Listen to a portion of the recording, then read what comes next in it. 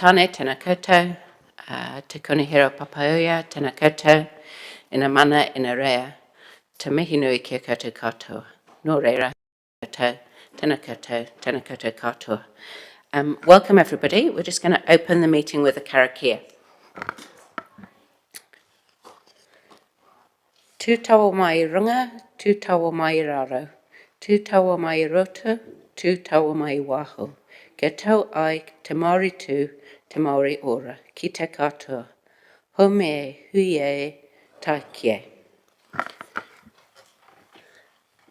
So welcome to the Community Committee meeting, and welcome to all the visitors in the gallery. It's lovely to see everyone.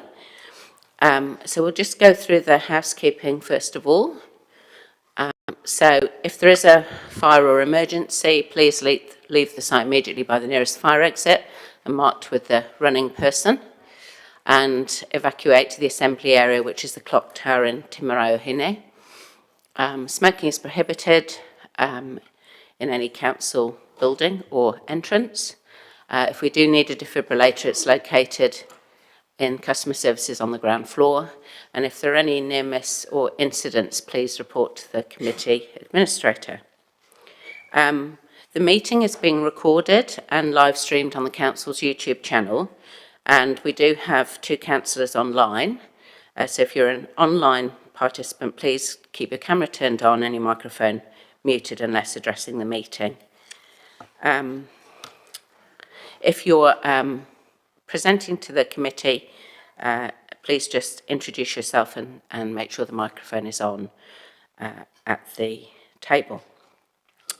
Okay, so we will move on to apologies, and I haven't received any. Are there any apologies?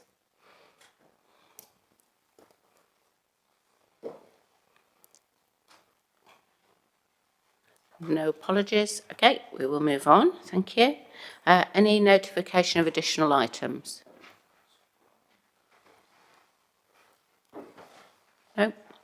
Any declarations of interest? No. So, that brings us on to public comment. So I have been advised of 3 people wanting to make public comment. Jean Hira, Tim Kendrew and Cameron Jenkins. Is there anyone else who's wanting to make public comment?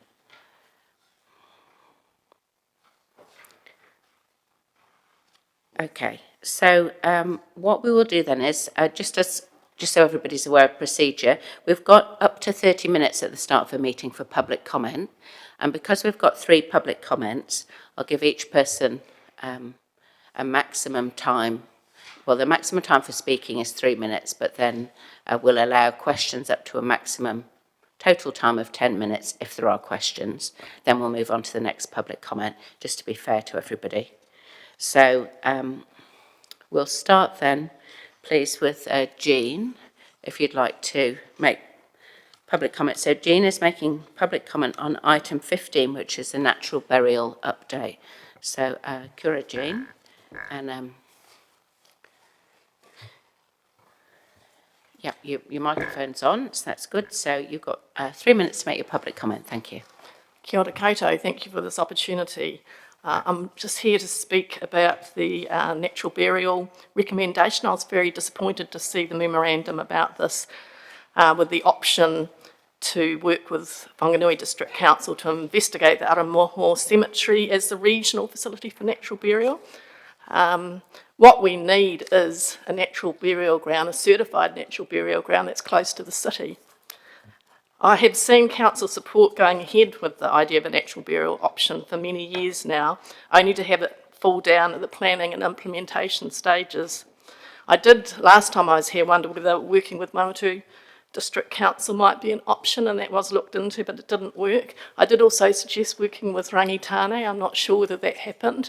I'm also now thinking maybe working with Horizons, because they are about sustainable development, and this is part of sustainable development. In terms of the Whanganui recommendation, it would be an hour away from family and friends, so in that sense would not be helpful. it's hardly a good eco-city approach in that there'd be a lot of travel involved. It's already an option now. People could choose to go over there and pay the extra amount for natural burial. Surely some suitable ground could be found, and it doesn't have to be flat land like an ordinary cemetery. It can be on a slope, and that's what's happened in New Plymouth, for example, and it's close to walkways. So planting is surely a good thing for an eco-city, to plant native bush. So currently there are 12 certified natural burial cemeteries, including Kapiti, New Plymouth, Carterton and Whakatane. So quite small places have achieved this and in quite a short amount of time. For example, I know a little bit about the story of Whakatane. Having certified funeral directors is important. There's none in Wanganui, which is an uncertified option at the moment. None in Palmerston North, but there are 4 in Kapiti, for example. But it's also important to support self-managed funerals, and that's something I'm really interested in. And I've recently been working with the Athena Women's Collective, and I think we've decided that we will take on this issue. It's something I've thought about since I did my PhD in the 1990s, the need for something like this. And now with the option of what they're now calling moi beds or cold plates being imported from Holland, there's a new business that's establishing, and it's going to have a website early next year. So I'm already asking for a quote about that. Athena Women's Collective has got money in the bank, and I'm keen to do funding applications to try and progress this as an option, because I think it's really important in terms of low-income issues as well. So maybe you think that's a little bit of a side, but if you're doing the natural option, ideally you'd be able to have the natural burial option too. And I note in the papers it says it's more expensive. Well, it's only $300 more in Whakatane and $400 more in Kapiti, so it really isn't that much more expensive. And if people were saving money by doing things themselves, then you could see it as a lower cost option. Excuse me, Jean. Sorry, that's your 3 minutes up. Thank you for that. I was going to say that maybe calling for community proposals now would be a good idea. Okay, thank you. Forward. Councillors, are there any questions? Councillor Wood. Thank you, Madam Chair. Thank you for coming in and presenting to us this morning. I just wanted to ask, in your experience in the community, where do people go now if they're looking for a natural burial? Do they already go to Wanganui, or do they go further afield, or do they get a non-natural burial and stay local? What happens currently?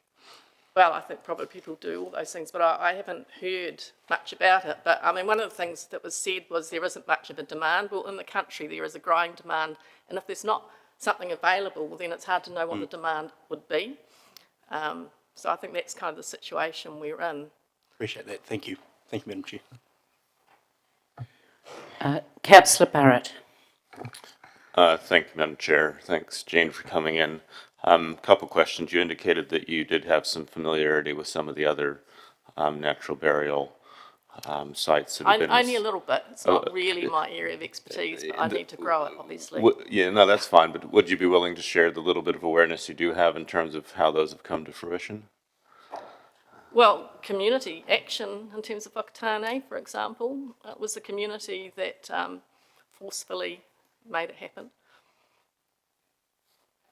And alongside that, a lot of natural death kind of things happening, like there's death cafes where people discuss death and what they want, and that's recently started in Palmerston North. There's been a few of those, and yes, just finding the resources that can be used to actually care for the dead body by people themselves. And there's lots of businesses set up to produce the coffins or containers for people to use that are required for natural burial. So, you have to do it totally natural. There can't be glue, there can't be non-natural products. So there are a lot of businesses now setting up, making what is needed. Shrouds is another option. Great, thank you. Also just wanted to ask, in terms of my brief survey online, it looks like there's facilities in Wanganui, Otaki, and Central Hawke's Bay. Is that kind of the closest that you're aware of to Palmerston North, or are you aware of Well, Could you give us a sense of kind of well, what, Wanganui not certified, right? so it hasn't gone. I'm not sure where they're at with that process.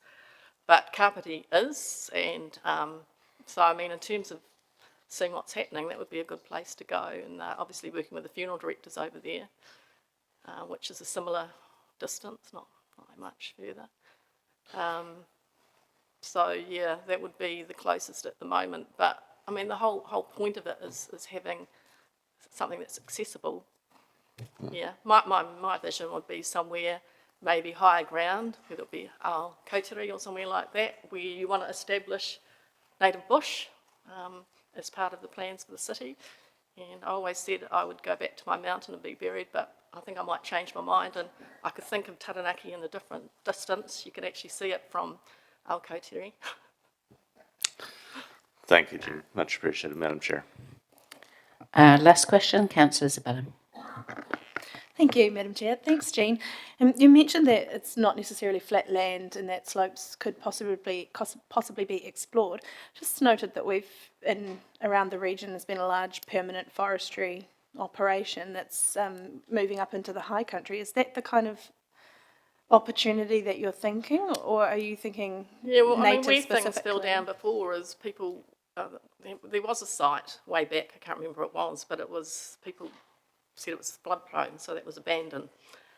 So, I mean, if you want, I mean, it is all about planting native bush, and how it works is that you don't buy a plot, but you get the next space available to be buried, which makes sense. And so you're creating a native bush area, and it can combine with walkways, which is what's happened in New Plymouth, for example.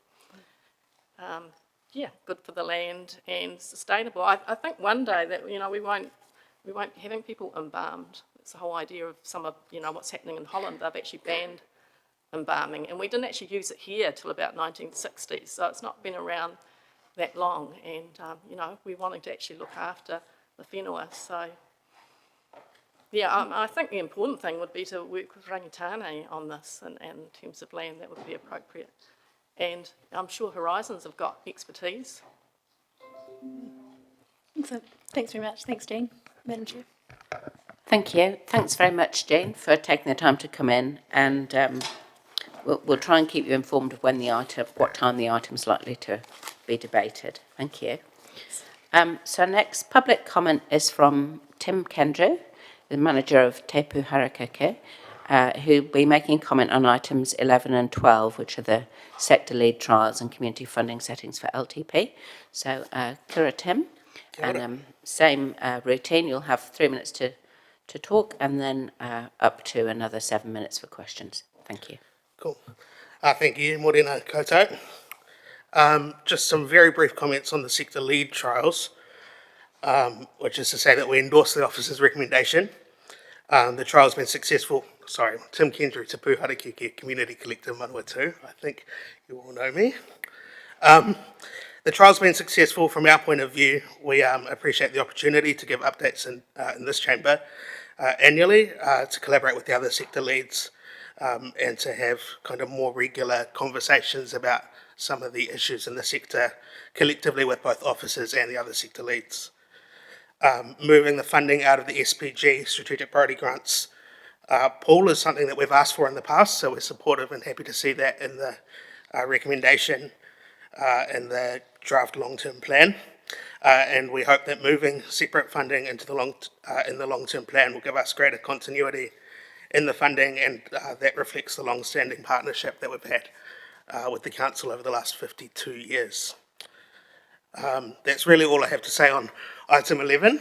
And then on item 12, firstly, apologies to the officers, because I'm probably less supportive now than when we talked a few weeks ago, just as we've had a chance to chat about the proposals with some of our member groups and sound people out. I think our primary concern with the proposal in item 12, the community funding settings, is that it will create a lot of uncertainty and stress for people working in the sector in a time when people are already stressed out and worried about what changes to government at a central government level will mean. And so if we do make significant changes as proposed, There'll need to be a lot of work in bringing people in the sector along with you, and making sure that people or groups don't fall between the cracks as they change where their major funding comes from. We can understand the desire to reduce reporting requirements for organisations, especially those receiving small amounts from the strategic priority grants. The suggestion is groups less than 10,000 would move to either community-led initiatives or the small grants fund. I'm not 100% sure that the best way to solve that is to move what fund they receive money from. Firstly, proposed changes to the SPG and SGF small grants fund will require the smaller applicants to apply annually, which takes away the security of 3-year funding under the strategic priority grant currently. Secondly, there's a challenge in ensuring groups don't fall between the cracks, given that each of the 3 funds that are being talked about have different criteria. The decisions are made by different groups, and they're done at different times. So just a bit worried that people could fall between the cracks.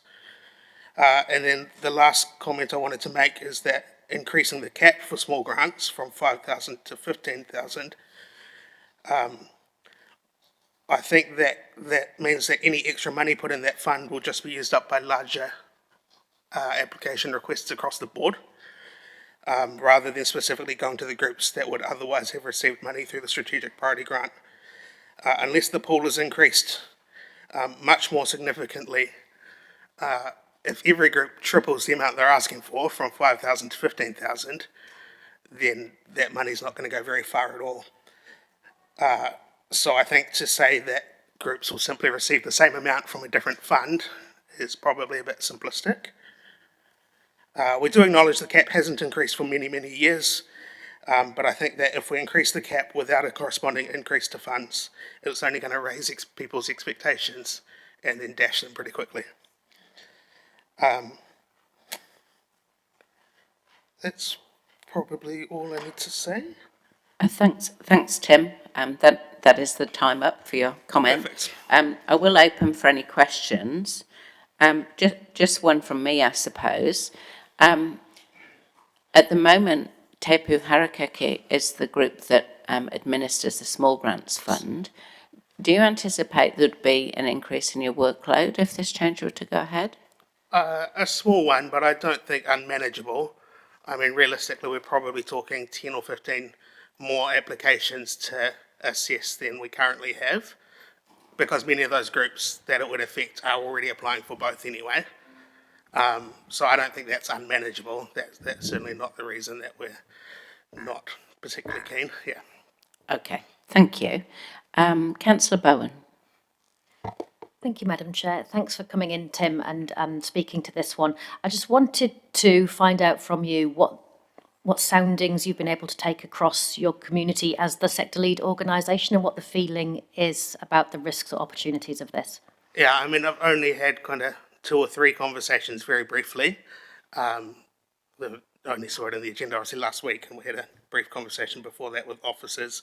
The initial reaction was people saying, but why, and kind of expressing concern about significant changes to the current structure. Yeah. Okay, thank you. That's helpful. Thanks, Madam Chair. Thank you. Thank you, Tim. There are no further questions, so thanks for taking the time to come in and make public comment. And so our final public comment today is from Cameron Jenkins, coordinator of the Manawatu Tenants Union, and that is a comment on item 13, update on response to homelessness. So, kia ora, Cameron, when Kia ora, you are Chairman ready. of the Manawatu Tenants Union.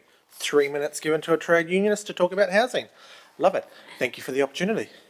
No, I'm here really to endorse the moving of the homeless and securityness to the 10-year plan, and I would be suggesting that we need to look at option 3, the full suite, being the preferred option as to what gets implemented. I think if we want to do a serious position on looking at the housing insecurity for our city, I think we need to do the full suite.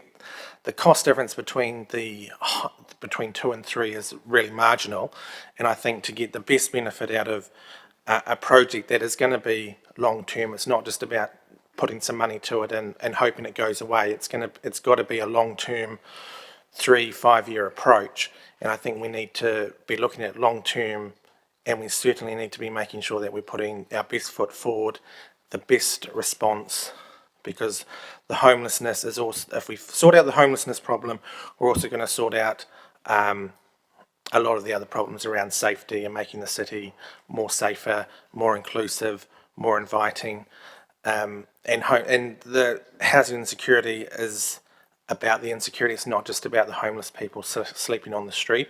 It's about people being in vulnerable situations where they could potentially lose housing and could potentially become homeless. Because in today's world, we have, you either own your own property, you're homeless, or you're renting. There's no other options for housing. And I think we need to actually have a whole holistic approach across council around how we look at homelessness and housing. And I think the full suite is the best option to do it over a long period of time. The Housing First model does work and has been working in other areas, but it needs to be acknowledged that that is a long-term approach. It's going to be sort of a 3 or 5 year process to really see the results, but those results are actively improving people's lives in the cities. It is working really well in Christchurch, but again, they have trunched down and made it a long-term commitment, and they've been doing it for about 5 years now and starting to see the results. So yeah, I'm really here to support option 3 here for the full suite. Thank you very much, Cameron. We do have a question. Councillor Harpeter.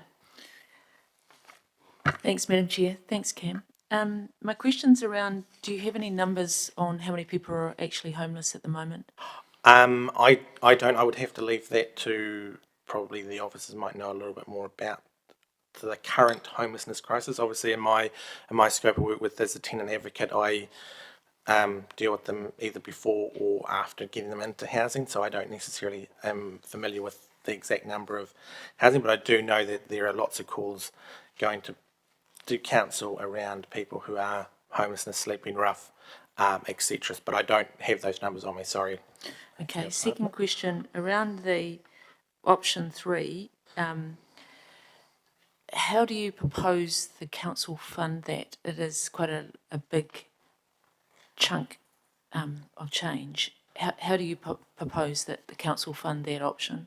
I'm open for discussion around that, but again, I would probably defer to community development team and Steph on how we look at that.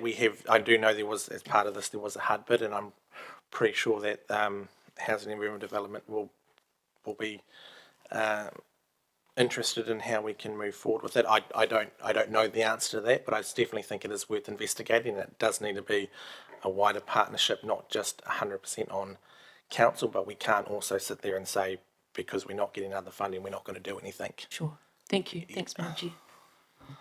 Thank you. Councillor Barrett. Thanks, Madam Chair. Thanks, Cam. Just interested in kind of your views on the option 2 and option 3 kind of differentiation. You spoke quite a bit about the value of the home housing first approach.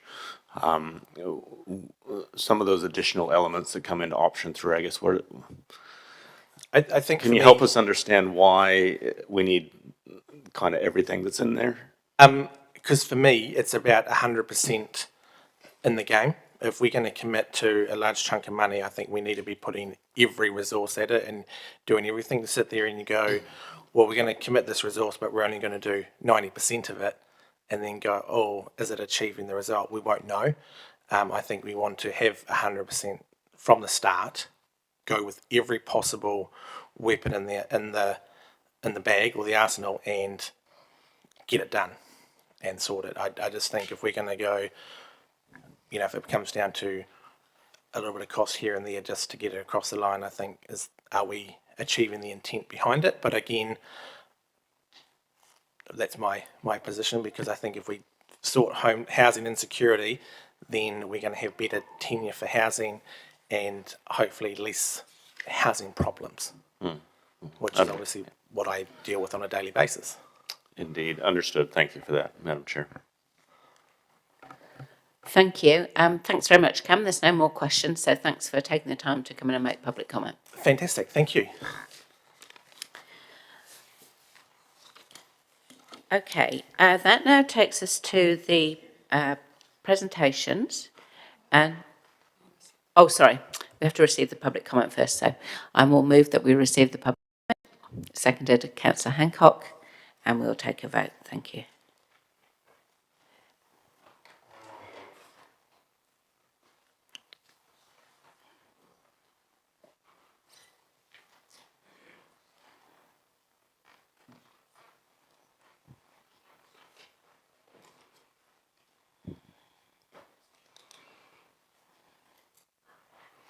And that is carried unanimously, 13 votes for and none against.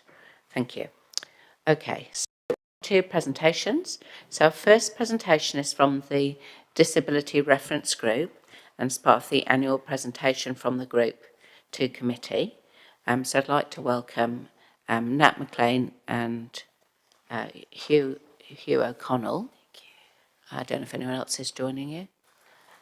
Okay, well, I acknowledge other people from the DRG who are in the public gallery. So, Kura Kurua, and you've got 10 minutes to make your presentation, and you've got a PowerPoint which people should be able to see on the screen and online. So, when you're ready, thank you. Is it up on the screen? It is up on the screen, yeah.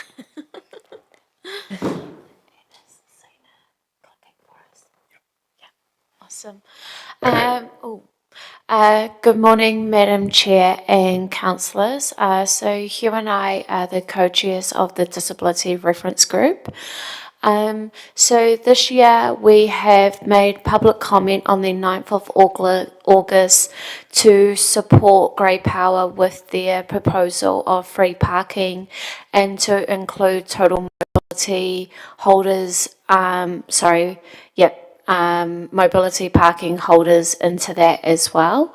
We have also done a tour of the square with Jeffrey Sneeden about Streets for People in terms of accessibility, and a group of us from the Disability Reference Group also attended the co-design workshop for cycleways. I'm just going to hand it over to Hugh. Kia ora, councillors. Hugh, sorry, just pop your microphone on. Thank you. Kia ora, councillors. My part of the presentation is on a couple of areas. I'll run through them fairly quickly, just for time. But firstly, we support the City Centre Street project. We like the access in the redeveloped Square East area. We look forward to the use of similar accessible design features in the next City Centre Streets projects.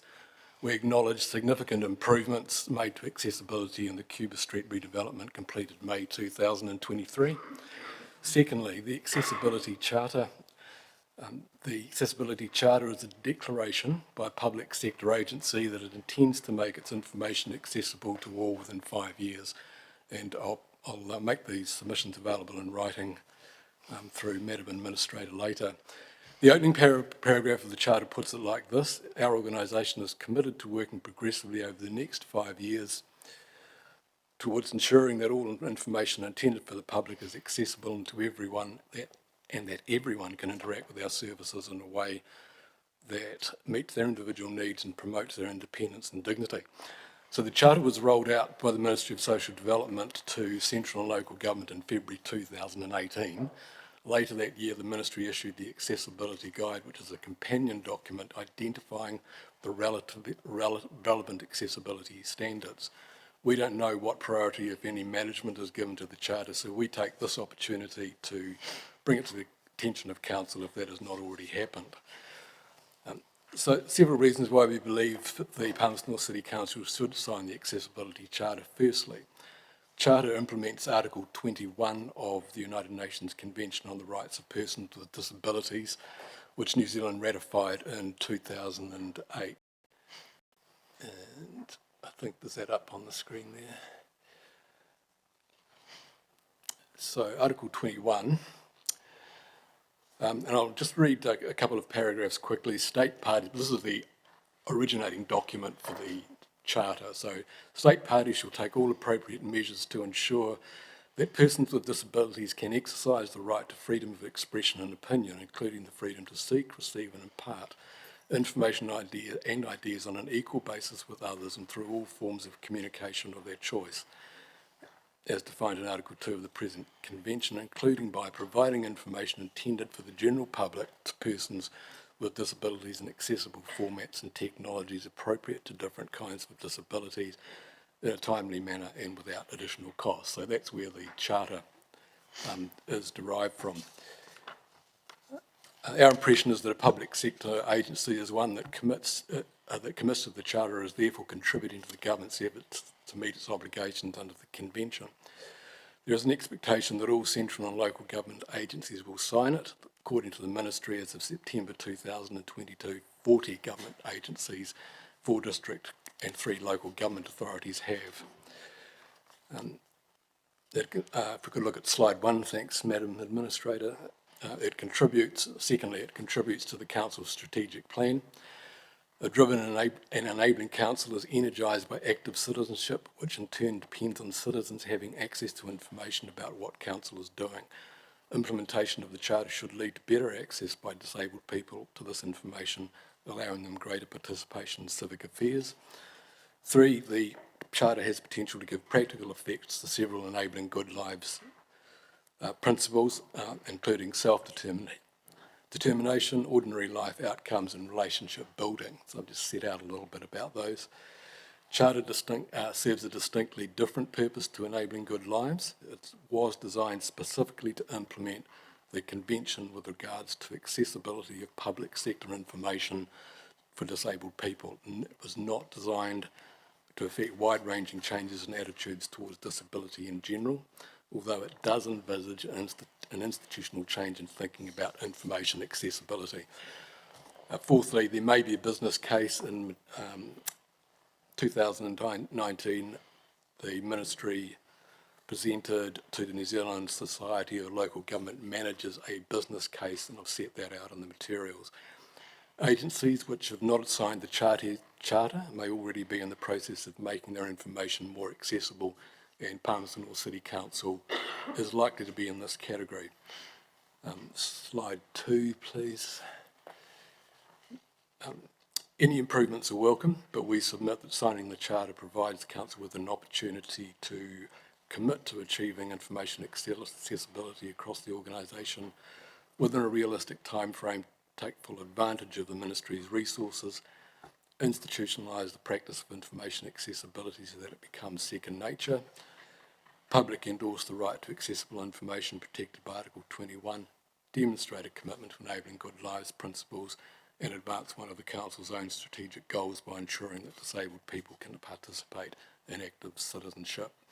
We therefore urge the Council to sign up to the Charter and for it to be included in the long-term plan. Over to you, Nat. Awesome, thank you, Hugh. And so next slide, please. So enabling good lives. So it's about disabled people and their whānau having access to the community.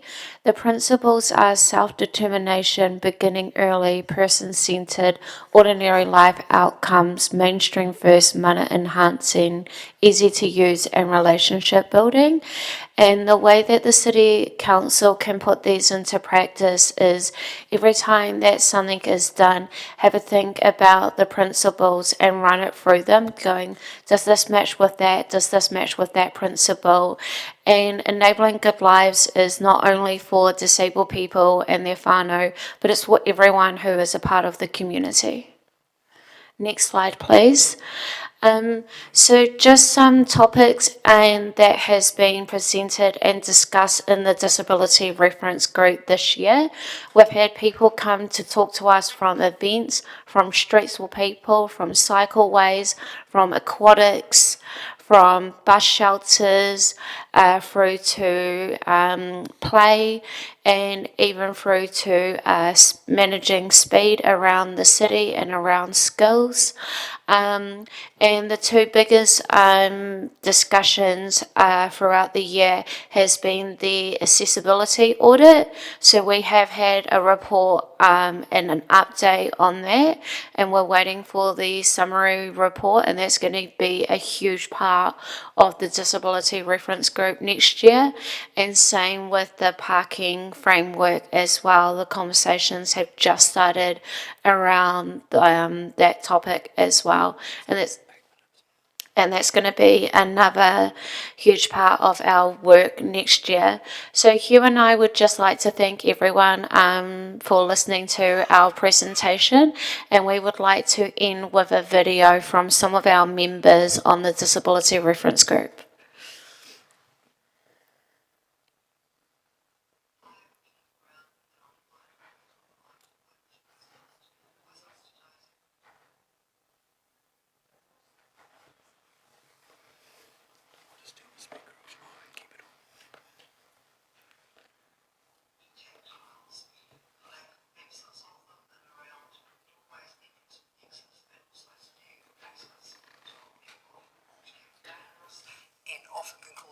We're just trying to solve the technical issue of the sound. Tiles, if they are not maintained properly, they become slippery, which can...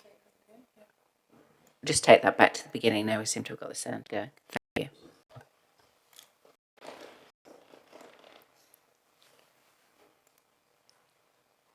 Hi, I'm Jennifer Brown and I'm blind, a member of Blind by Vision New Zealand. My subject today is actually tactiles. The lack of absence of them and around doorways, entrance and exits, and also staircases, top and bottom, which can be dangerous and often can cause accidents and confusion. Also, maintenance of tactiles. If they are not maintained properly, they become slippery, which can cause accidents for all the community. Please keep us safe. Thank you. Kia ora, my name's Erin. I'm part of the disability group to look at the more unseen disabilities. As someone with both heart failure and is also on the autistic spectrum disorder, that's something that's really important to me. So the main thing I'm sort of looking at is mental health and making sure that's inclusive as well. So the kind of things that I'm really passionate about here in the disability reference group is making sure that things are accessible for people that have perhaps sensory issues, that need some time to themselves. Is there a place at events that allows that? Noise control, that sort of thing, and just making sure that people that have emotional issues, mental health issues, such as being on the spectrum, are being looked after as well within the community, and that's what's really important to me. Kia ora, my name is Dion Ponga. I have Friedreich's muscular dystrophy, facioscapulohumeral, and that's why I'm here. I'm here through Mana Whaika and Enabling Good Lives, working with the Māori community. One of the main things that we're looking at is Kāinga Ora and PNCC home houses, disability access, and generally just seeing what's working with our community and what's not, and how can we make things better. Hi, my name's Denise. I'm a parent of an adult son who has autism, learning disability, and he's legally blind. I've got 30 years experience of working across the disability sector and community in various roles. I currently work in a national role providing safeguarding coordination within the broader disability community to adults at risk of harm. I'm tertiary qualified to postgrad in psych education, disability studies and ASD. I've been on many governance roles and was also previously on the North Shore Disability Advisory Group to Council and then Tauranga City Council Disability Advisory Group prior to moving back to Palmy 3 years ago. I believe in a fully accessible and inclusive community for all, and I believe that Palms North City Council has the opportunity to achieve this goal for our local community so that everyone is enabled to live a good life. So once again, we just want to say thank you to Alex for making our video. Thank you to Mr. Brady for all the support that he provides Hugh and I, and thank you to everyone for your time today.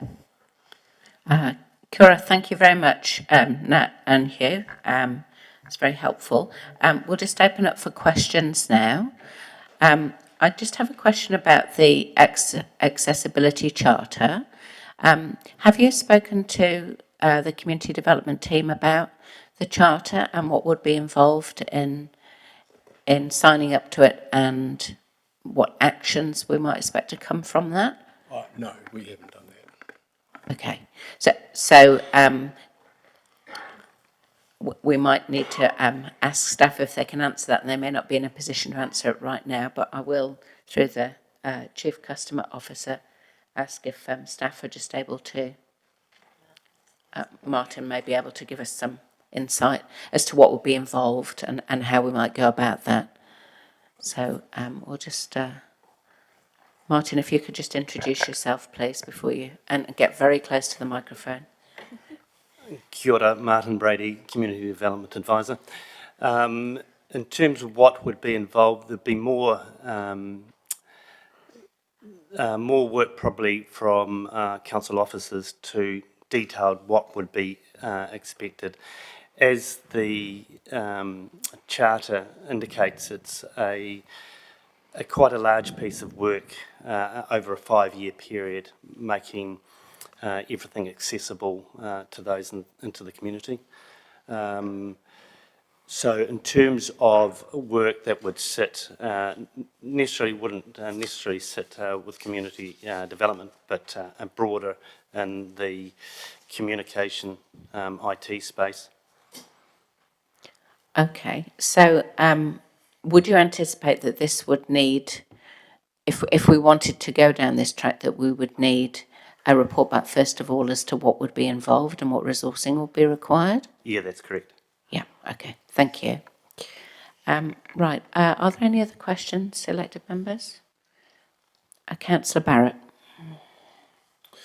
Thank you, Madam Chair. Thanks, Nat. Thanks, Hugh. Couple questions.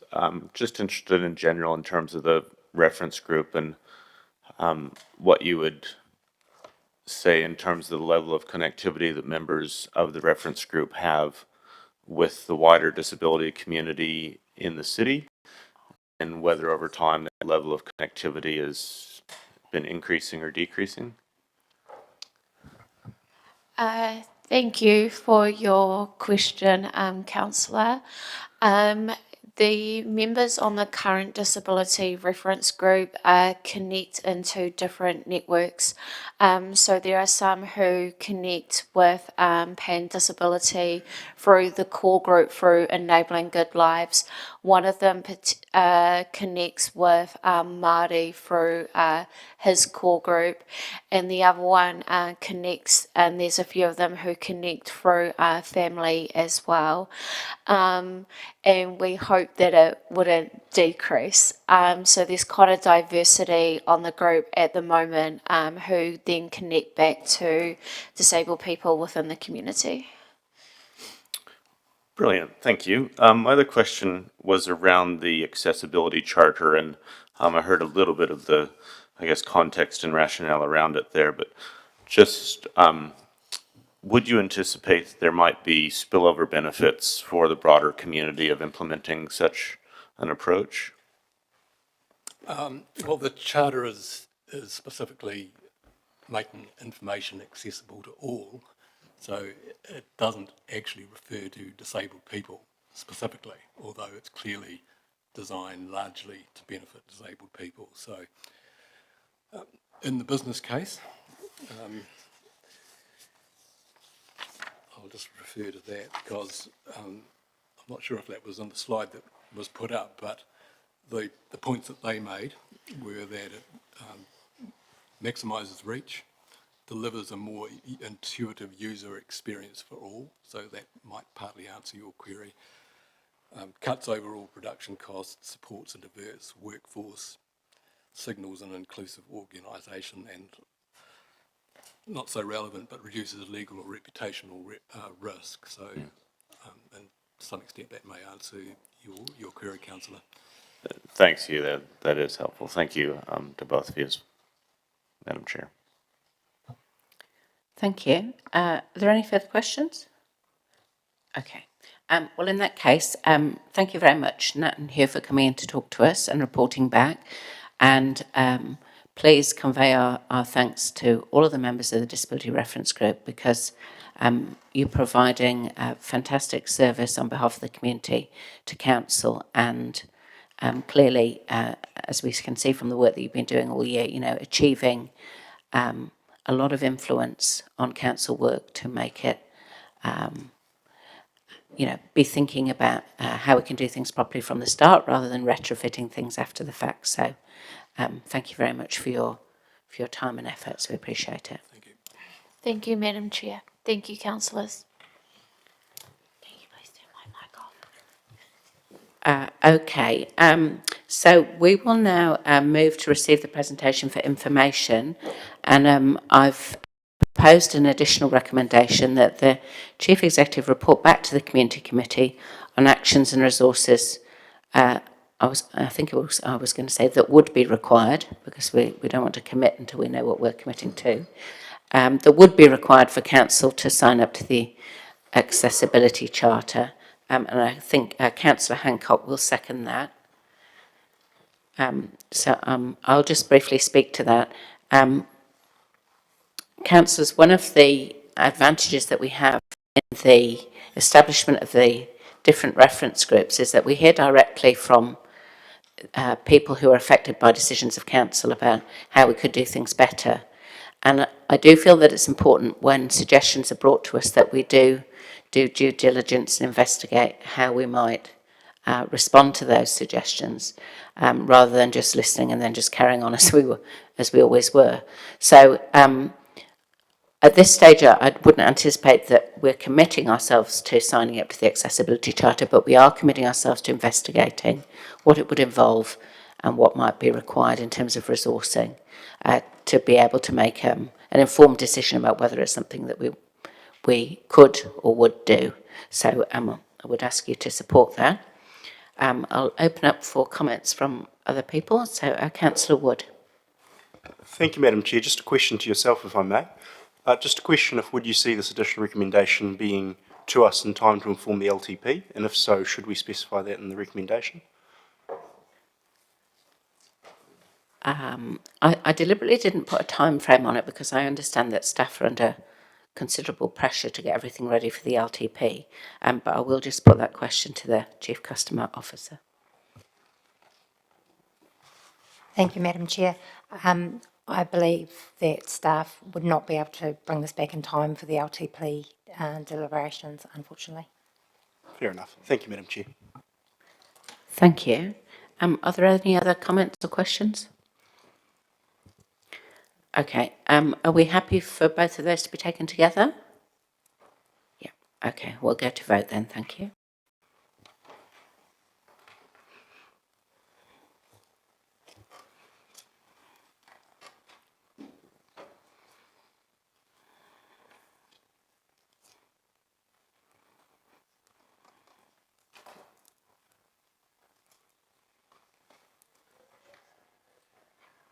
And that is carried, 14 votes for and none against. Thank you very much.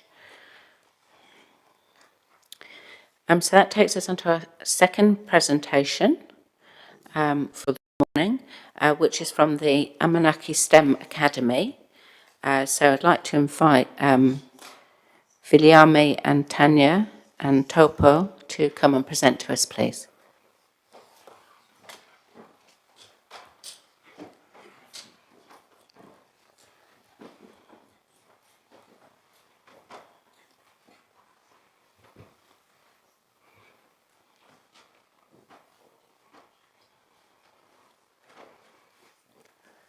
Tēnā koutou, you're very welcome. I believe this is your first presentation to council, so we're very pleased to see you. And you'll have about 10 minutes to make your presentation, and then we'll open up to questions from councillors. So just make sure your microphone is showing a red light, so tap the right hand button. Yeah, that's cool. And do make sure you're quite close to the microphone so that we can pick up what you're saying. So when you're ready, thank you. Kia ora, malo elere, and warm Pacific greetings to Mayor Grant Smith, Deputy Mayor Debbie Marshall-Lobb, Chairperson Lorna Johnson, and council members. My name is Viliami Te Mohenga. co-founder and director. My wife and co-founder Tanya Koro, and as a board member, Tauputani, we are here to represent Amanaki STEM Academy. Thank you for giving us the opportunity to briefly share ASA's journey with you all today. I would like to acknowledge the funding from Palmerston North City Council for ASA School Holiday Program, and malo opito to Mayor Grant Smith for sponsoring one of our Year 13 Tertiary STEM Pathway scholarships this year.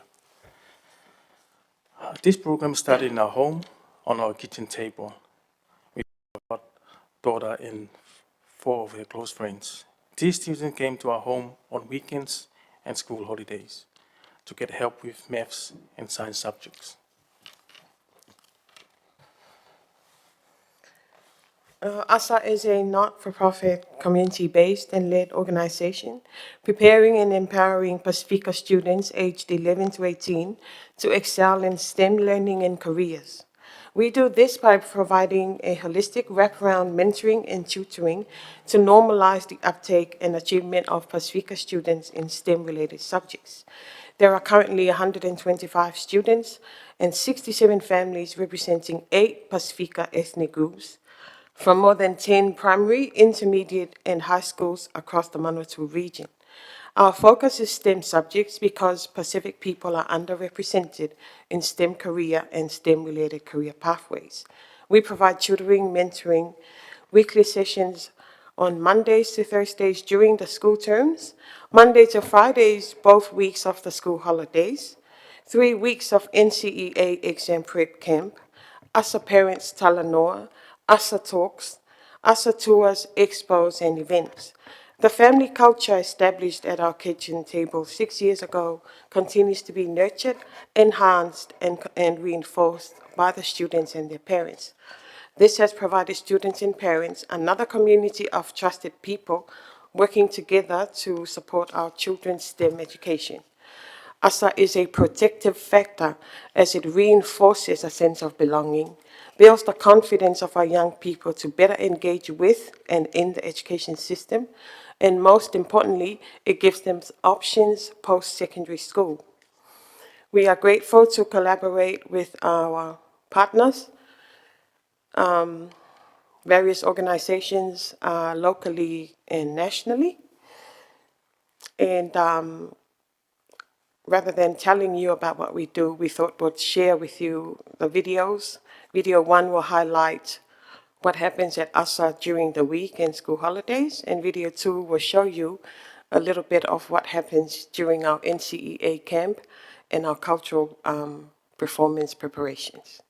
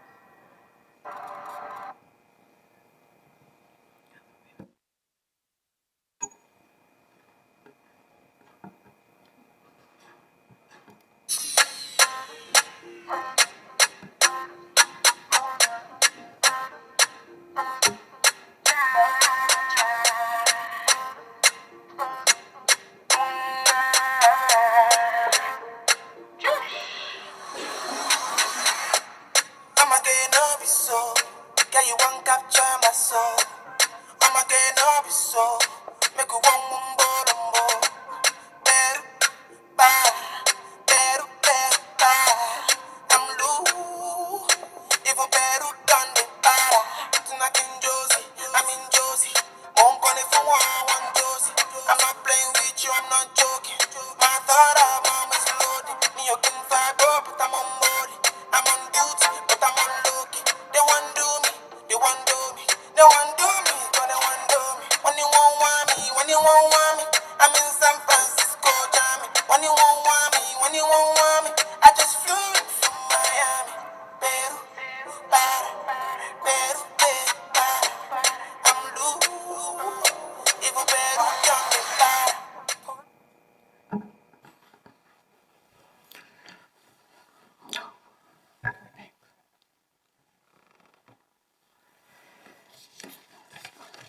Over 80% of our students endorse NCA levels 1 to 3 with either a merit or excellence. There are currently 10 ASA students in stream classes at Palmerston North Boys High School with at least one in every year level. ASA alumni and current students have collected $578,288 worth of scholarships to date. More than 85% of ASA alumni are currently enrolled in STEM-related programs at 7 tertiary institutes around New Zealand. 10% are working to support their families or on church missions overseas. 5% are studying lower degrees at Victoria University, Waikato University, and Canterbury University. One of our ASA alumni, is graduating from the University of Auckland's Medical School with honours next month, and 2 graduating from Otago University in 2024.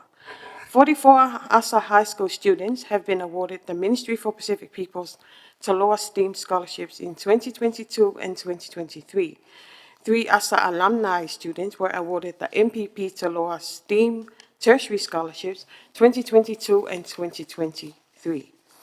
18 current students and alumni have been school prefects, Palmerston North Youth Council members, and one of our current students is a member of a National Youth Mental Health Panel. 2 ASA alumni students made history last year when they were appointed the first Pacifica head prefects for their respective schools. We have had 17 ASA students and alumni play representative sports at regional, national, and international level. ASA also provides a sense of belonging. Confident learners who are normalizing help-seeking behavior at ASA, which then translates to their schools. Our young people stay out of trouble because they have big dreams now and long-term goals. They are more focused at schools and engage better with teachers. And that aligns with the Council's strategic goals of a connected and safe community. The volunteer teachers that come and support us they build a rapport with students at ASA, and it helps them better connect with our kids on the school grounds and in the classrooms. There is intergenerational sharing of knowledge between children, parents, and grandparents. Excuse me. Our parents learn from each other, their children, tutors, and staff. And this in turn enables our parents to better engage with schools. ASA started as a family, built on our Pacifica cultural and Christian values. While the core business is supporting the STEM education of our students, our values are integrated into the wraparound support we provide students on a daily basis at every session. And here is a bit of investment per child from 2021 to 2023. You can ask us questions about that later if you wish, but I'll carry on because we only have 10 minutes. Just to let you know, you are out of time, so if you could just go through the rest of it quite quickly, that would be great. Thank you. Okay, we're almost done. The challenges we face, we rely heavily on government funding, sponsorships, and volunteers. We don't necessarily fit into boxes for funders because our model does not quite fit that of a after-school program or a school. For example, we tutor maths and science, but the outcome is not just being competent in these subjects. It is the confidence that comes from our children realizing they can be competent in STEM subjects as well. ASA Awards has become an annual community event since humble beginnings at the Pacifica Center in 2017. The awards celebrate the work ethic and efforts of our children in and outside of the classroom, honors our parents' commitment and acknowledge our passionate tutors and volunteers. You are all invited to attend our awards in the face of 9th of December, 1 p.m. at Crossroad Church.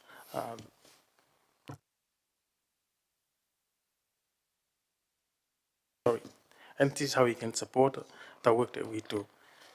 And thank you for your time. We will do our best to answer any questions you may have along with our board member, Taupo. Thank you, Madam Chair and Councillors. Thank you very much for such a great presentation. Actually, it was very good. I will open up for questions, and first up we have the Mayor. Talofa, and thanks very much, Vili, Tanya and Taupo.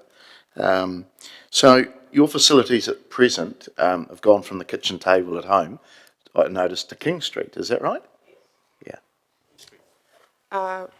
Yes, we are at Queen Street. And how, I mean, you showed those investment graphs. How do you currently fund things? So the bulk of our funding comes from the Ministry for Pacific Peoples. Right. We also receive funding from the Ministry of Education. Right. And just our sponsors and sponsors as well. We are applying for the DIA's community funds, lottery grants as well. Okay. And the Pahuro Academy for Young Māori is another quite successful, very successful program. Do you have any connections with them?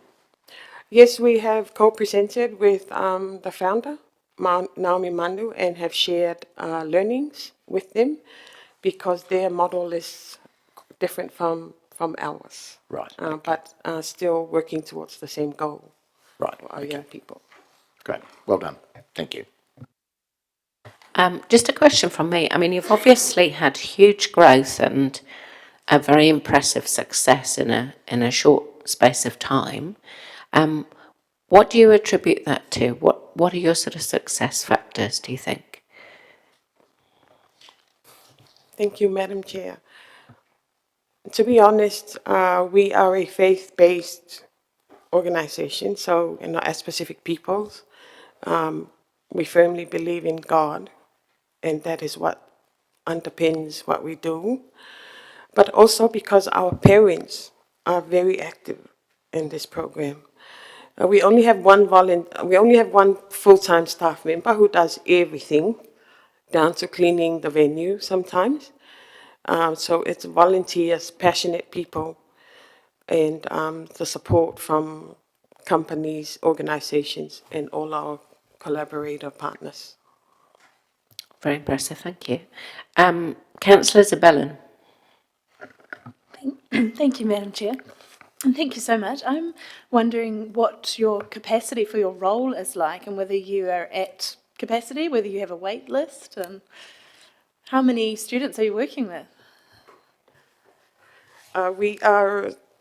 We're funded to run twice a week for about 70 students, but we run Monday to Thursday because we can't really fit all the students into the building for 2 days. And so there is always a waiting list, and because of our limited resources, we cannot open up the program and bring more children in because we do pay our tutors, but we also have our amazing volunteer teachers from our schools in Somerset, School Te Wairau, Girls High, Boys High, our Tapu College. We have some passionate teachers that help us, plus our paid tutors. Thank you. That's a lot going on. I'm also just wondering whether your facility that you're in at present is sufficient for those 70 students that you have or for growing into. Are they big enough space for you?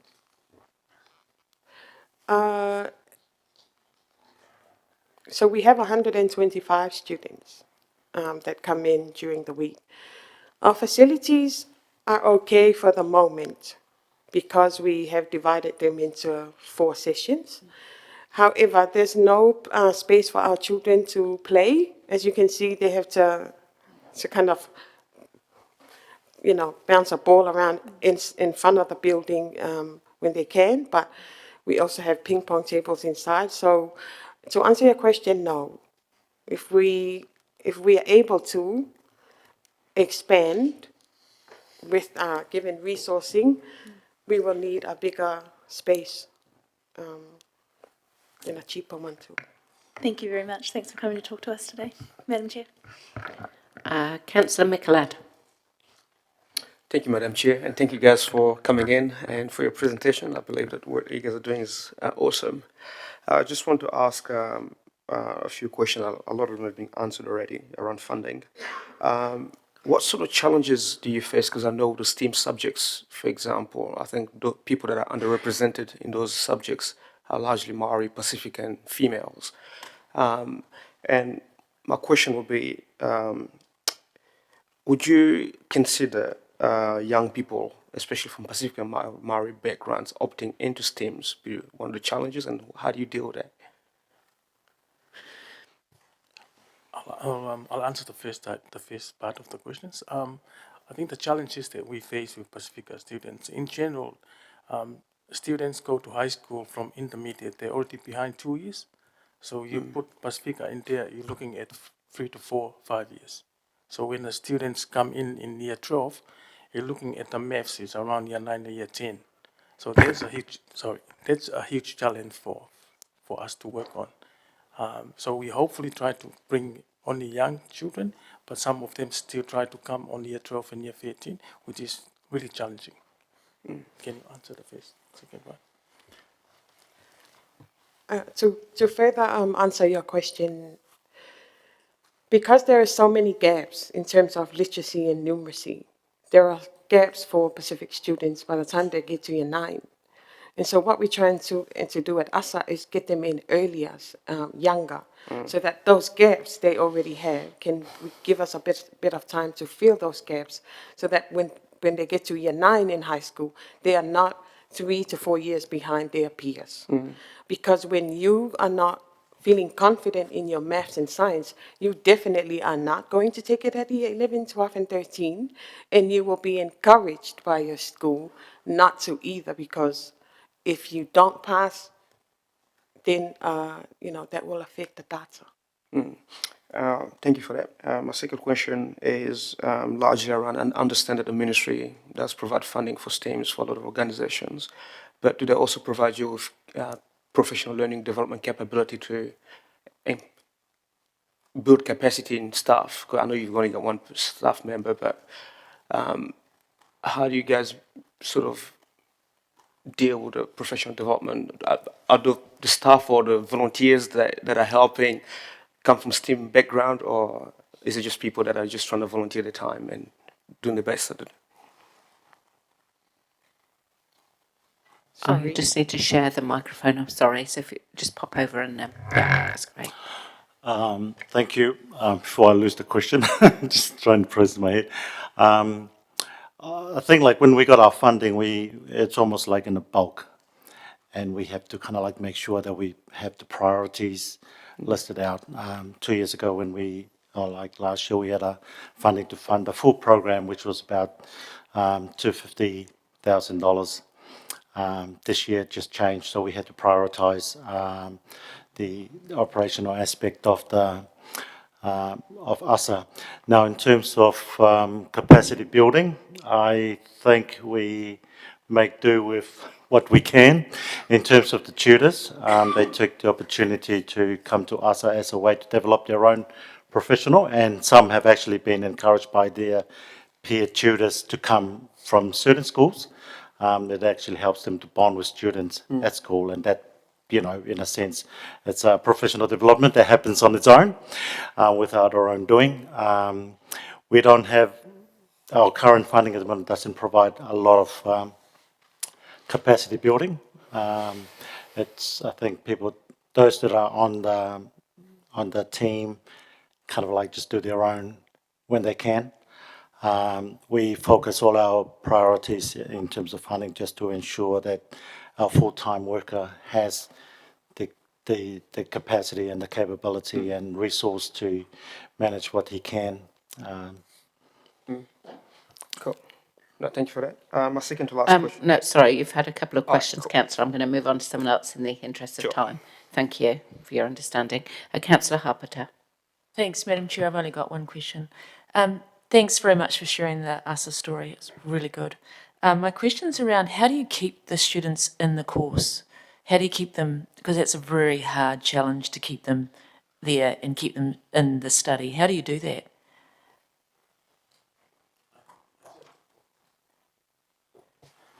I don't really know about that question, but I think working with families for me is working with our children and working with the parents and have an understanding of what they need. I'm not sure what's the word, but be genuine and they understand it. And for me, my passion is to make sure that they succeed in life. And I see them in the future and whatever dreams they want, they can achieve that. And that's our job, is to make sure they get to that destination. Just to add on to that, it's because we have common goals with the child and their parents and the whole family. So we're not necessarily child-centered or student-centered. We are family-centered. And the family includes grandparents, older siblings, so everybody knows what the goal is. And so everybody works together towards that goal. And the goal, you know, it's very subjective. It could be just understanding this topic of maths this term, and then passing that at the topic test, because that's the level and the depth that we are having to go to fill these gaps for our children. Right. Thank you so much. Thanks, Madam Chair. Thank you. Last question, Councillor Barrett. Thank you, Madam Chair, and kia ora koutou. Thank you for the presentation and the work you're doing in the community. Just wanted to ask if there's ways that local STEM-based organizations and businesses could get more involved in supporting the Academy. Yes, that would be great, because as previously mentioned, we don't have enough resources to be able to provide the service that we do. For example, we no longer serve refreshments in the evenings for our students when they come in, because our funding has reduced drastically beginning of this year. We used to be able to provide refreshments in the evenings so that the students get to sit down, build that rapport with each other, have something nourishment, and then carry on to their studies. We no longer can provide that. However, they still turn up, and their parents are still supportive. And then some parents, when they, can have extra money that week, they'll make a pot of something and a pot of something and drop it off. Thanks for that example. Could I also ask how common Pacifica STEM academies are in Aotearoa? Is this quite a unique initiative, or is it quite common in other communities as well? There are STEM academies developing elsewhere in New Zealand, but we are the first and currently the only one that's been operating. And we have had many requests from outside of region and internationally to come and run a STEM academy, but we just don't have the resources to expand anywhere else at Thank the you. moment. Thank you both, Madam Chair. Thank you. That's the end of the questions. Thank you so much for coming in and giving us an insight into your work. And I'm sure I'm reflecting everybody's thoughts by saying, it's hugely impressive what you've achieved in such a short space of time. So, councillors, the presentation will be available for us in our normal presentation place online. And I'd encourage you to have a look at ways in which the Academy could be supported, because clearly there's a huge need to resource adequately. And even what you're achieving on such a small amount is doing wonders, so well done. Thank you.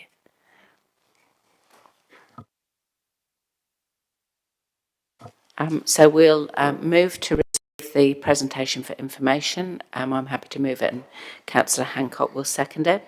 And I'll open up for any comments. Thank you. Thank you, Madam Chair. Congratulations, Philly, Tanya and Taupo and the rest of the ASEA board. You're doing some great work. I went along 6 years ago, and it was literally studying on the kitchen table, and there was a few students that came across and graduated. But I went last year, and there was over 100. And the Deputy Mayor and myself were quite amazed to see head boys and head girls at 5 of our 9 high schools represented on the stage. Now that's saying something, from including Fielding High School, Palmerston North boys and Palmerston North girls. So congratulations. I think how can we help? I mean, today, getting more profile for you, I think, because you're a bit of a hidden secret in the sense of how well you are doing. So, encouraging through some of the connections that council have, and even some council members have with possibly some other businesses to help with some scholarships of different programs, but also possibly even filling that food that, kids, knowing kids, and through my family, when they come home, they're as hungry as hell.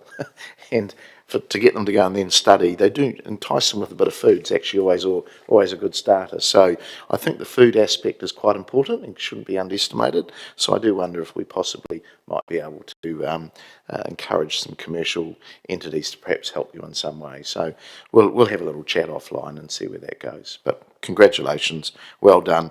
Encourage you all, if you can, on the 9th of December is the graduation at the Crossroads Church. It's a celebration, so it'd be great if you could attend. Thank you. Thanks, Mr. Mayor. Councillor Isabella. Thank you, Madam Chair. Completely tautoko everything the Mayor just said. I just wanted to comment on the answers that were given to some of those questions about how the youth are engaged and how they're encouraged to go on and how success is built. Led me to think a lot about the notice of motion that's coming up later in the agenda, and about the well-being of youth generally and how we can go about supporting that. And I felt a lot of those answers put me to mind of exactly what we'd been thinking of in discussing that report in the future. So I think it's set the scene nicely for that. Thank you very much. Thank you. Yes, and I mean, I just support the Mayor's and Councillor Isabellan's comments. You're doing an awesome job, and the successes that you've had just speak for themselves. So hope you feel encouraged and to continue, and we'll certainly be doing what we can to support you. Thank you.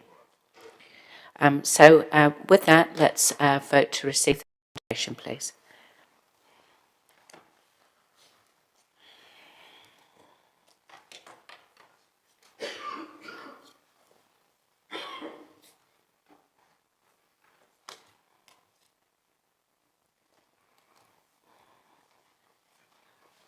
And that is carried unanimously. Thank you. That takes us on to item 8, which is the confirmation of the minutes for the meeting of the 27th of September. Are there any questions or corrections that we need to put? No? In which case I'll move that we the minutes as a true and correct record. Seconded Councillor Hancock. Any comment? Okay, let's vote then, please.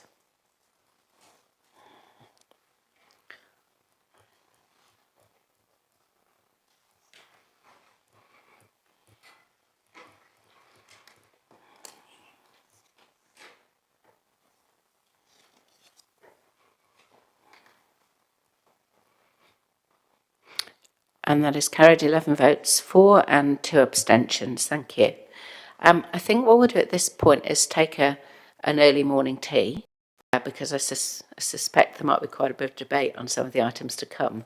And I'd rather not do that if anybody's hangry. So let's get the morning tea in, and we'll be back in here again at 20 to 11. Thank you.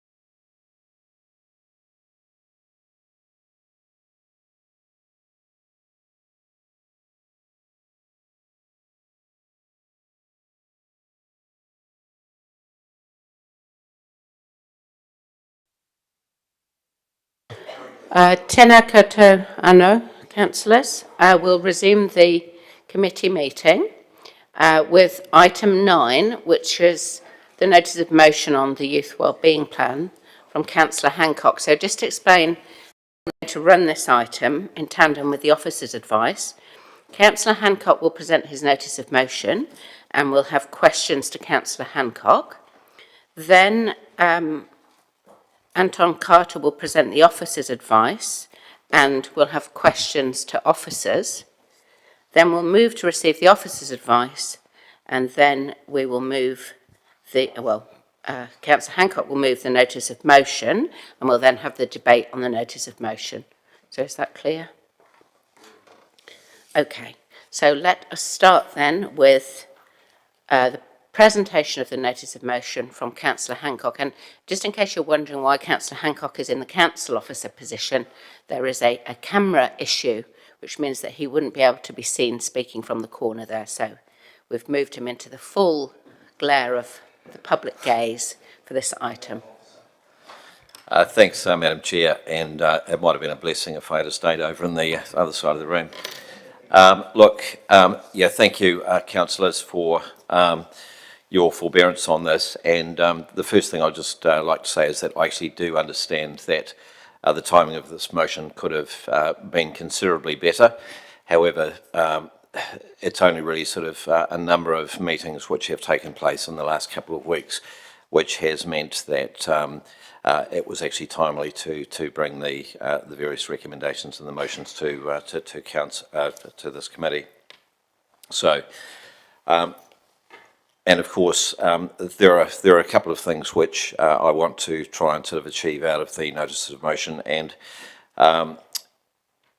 there may be some requirement perhaps just to modify and tighten those the wording of those the various recommendations as we go through today. But the origin of this really, of course, is, I think, probably very well known to everybody in this room, and that is, in recent years, not only here in Palmerston North, but around the country, we've had some very public incidents of antisocial and criminal behaviour committed by a growing group of young people. And so much so that, crime, law and order has become or did become a matter for politicians to pick up on the issues. I chair of the Safety Advisory Board, and I can tell you that since the incident that we had in downtown, the Safety Advisory Board has had under continuous oversight the issues with young people, our tamariki, rangatahi in the city.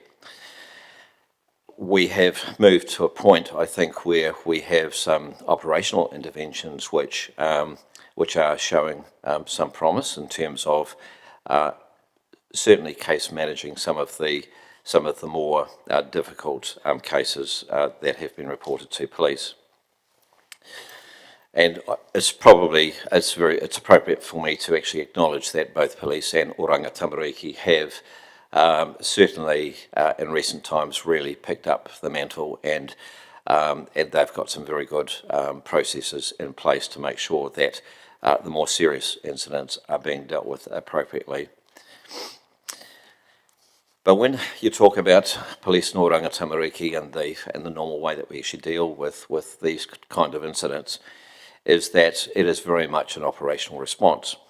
So, and it is predicated really around case management. So, of course, an incident will occur, somebody will phone the police will attend, the case will be referred to Oranga Tamariki, and of course those things actually become very resource intensive.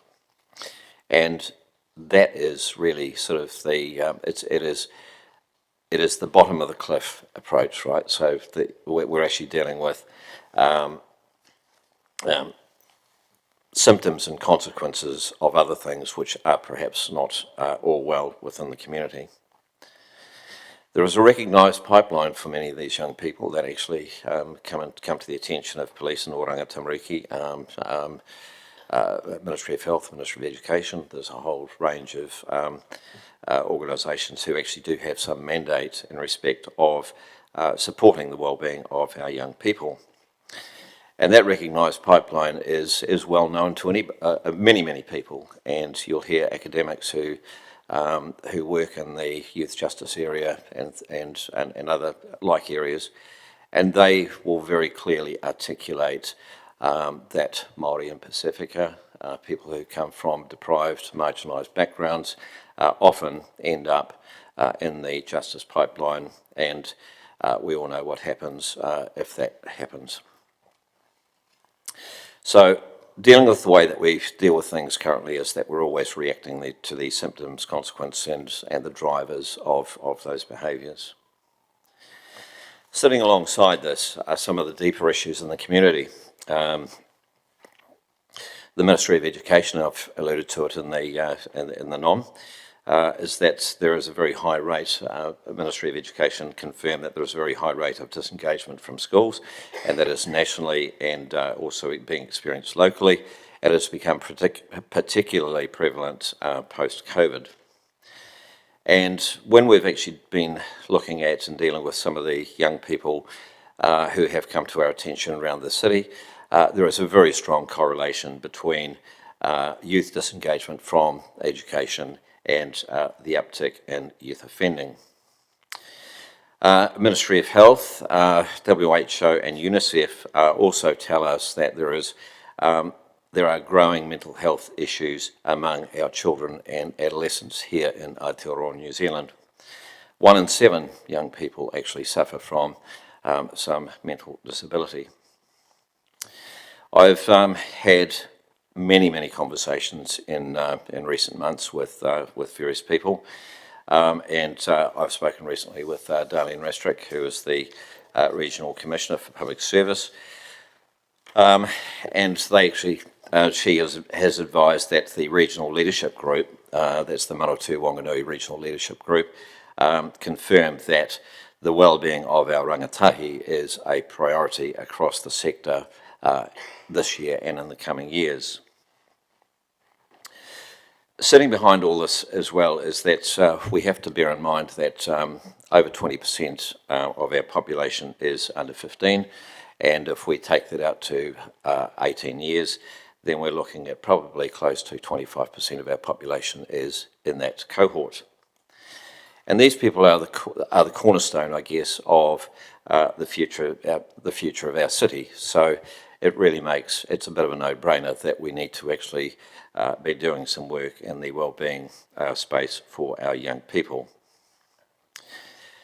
I think sitting within this particular paper is there needs to be a greater governance oversight of what is happening in that wellbeing space for our tamariki and rangatahi. And I think it's very important that Council actually sends a very clear signal to the wider community and other stakeholders of the importance of this demographic.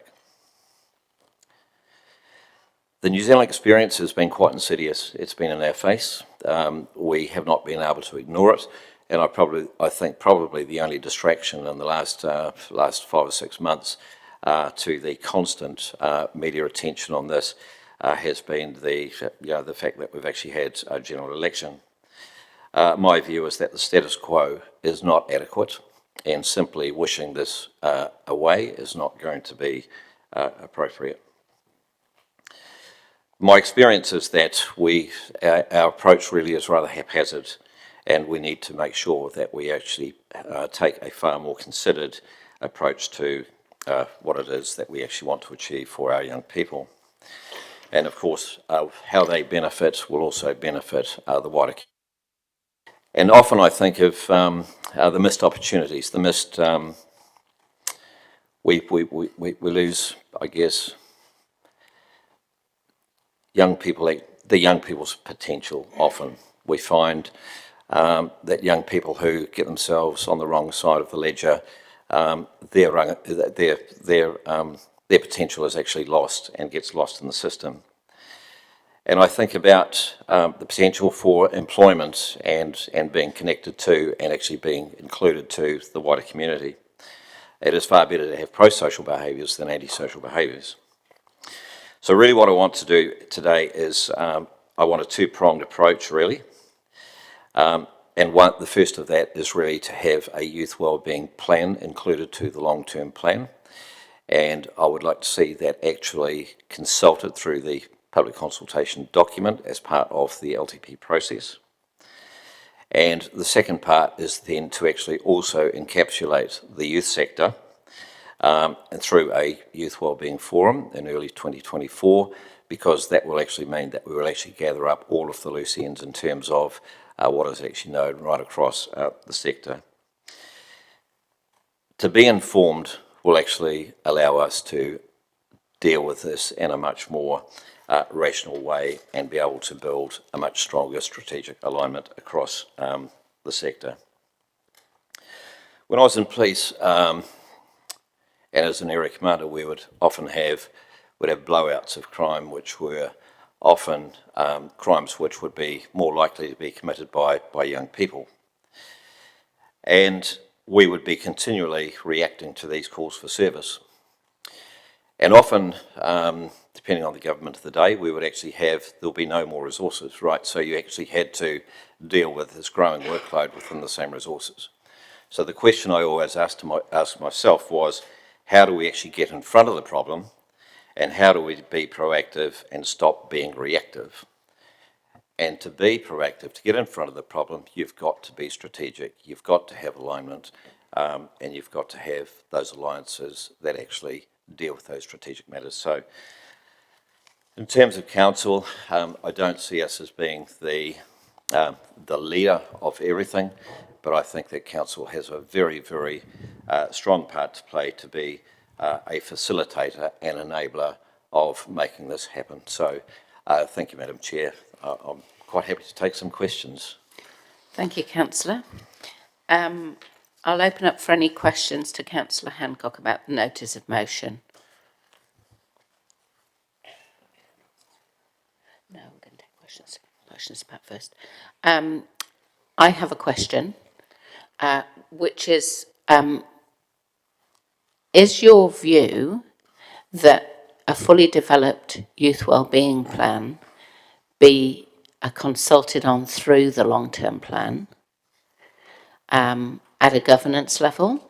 Because that, looking at the officer advice, it seems to be that they're suggesting something different. So I just want to clarify which of those two things we're looking at. Yeah, the options, I guess, were the full-blown capital P plan, which is the youth wellbeing plan, to be included to the long-term plan. That would mean that council would actually have a very strong governance oversight of that. And the other option really was a youth wellbeing action plan, which would sit at officer level.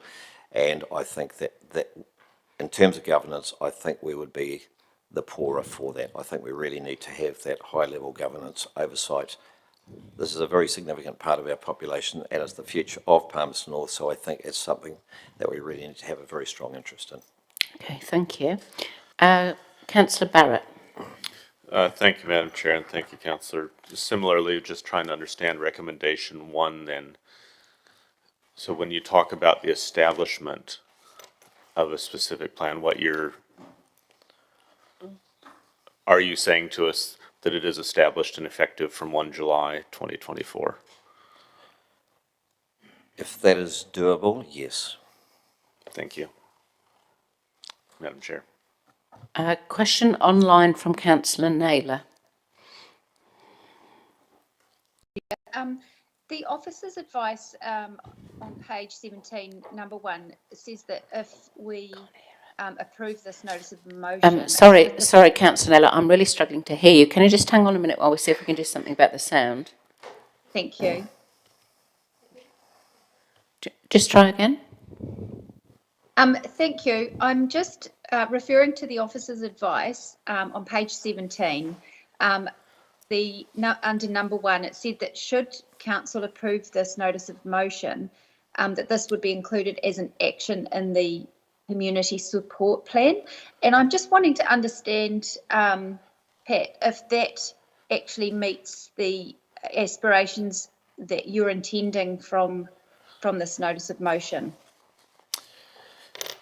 Yeah, thanks for the question. I actually have got that highlighted too as a question for council officers. I don't believe so, because I think it really depends on, I guess, how we would actually include that youth wellbeing plan within the long-term plan. I don't really have full understanding at this point in time what that might look like. Okay, thank you. Councillor Fitzgerald. Thanks, Madam Chair. Thanks, Councillor Hancock. Just a couple of questions from me, and it's not a difficult space to and want to do something. I just want to get my head around, if you wouldn't mind. When I look at the structure and the makeup of the Safety Advisory Board, and they talk about their goals around strategic planning, is it the intention for your governance to include all of those strategic partners, or to be located at council? No, all of the strategic partners that are included to the Safety Advisory Board. That's correct. Cool. But having said that, what I should say is that there are a lot of other players that actually have strategic leverage on this issue. For example, Wasatch, the Whānau Ora Strategic Innovations and Design Group, which is run out of Te Tihi, Mataroa Ma. I've spoken with Mataroa about this, and in terms of the kaupapa, very supportive in terms of anything we can do to increase alignment, reduce duplication, and ensure that we've got targeted responses that not only deal with the behaviours, but also perhaps deal with whānau and the deeper environmental and circumstantial influences that lead to these things happening. Very, very supportive. Thank you, Madam Chair. Thank you. The Mayor. Thank you, Madam Chair. Thanks, Councillor. As you know, I'm well over this with you as the seconder. Just in terms of your answer before, and it's along the same lines, I think, as Councillor Naylor, I think, asked. If the officers did come back and say, look, they can produce something that it mightn't be the full Monty, but it might be a lighter touch on that specific youth wellbeing plan as part of the wider community plan. Would you be happy with that as a start towards perhaps something that is continued and maybe it enhanced as we go? I'm just thinking of timeframes as well. To use the terminology of another councillor, we're not necessarily going to end up with a baked cake on day one. So I think that we have. The first thing is, I think we definitely need to actually have a youth wellbeing plan actually included to the consultation document for the long-term plan, because what that will do is that will actually then create an overt public conversation about something which is affecting our city daily. Yep. And we actually need to have that input, and we need to have that visibility over the issue. Great, thanks. Thank you. Just a quick question from me, Councillor Hancock. Around the providing a report to the 12 June Community Committee on the finding of the sector-wide scam with associated recommendations and resource implications, my understanding is that would be too late to add additional budget to the long-term plan year one.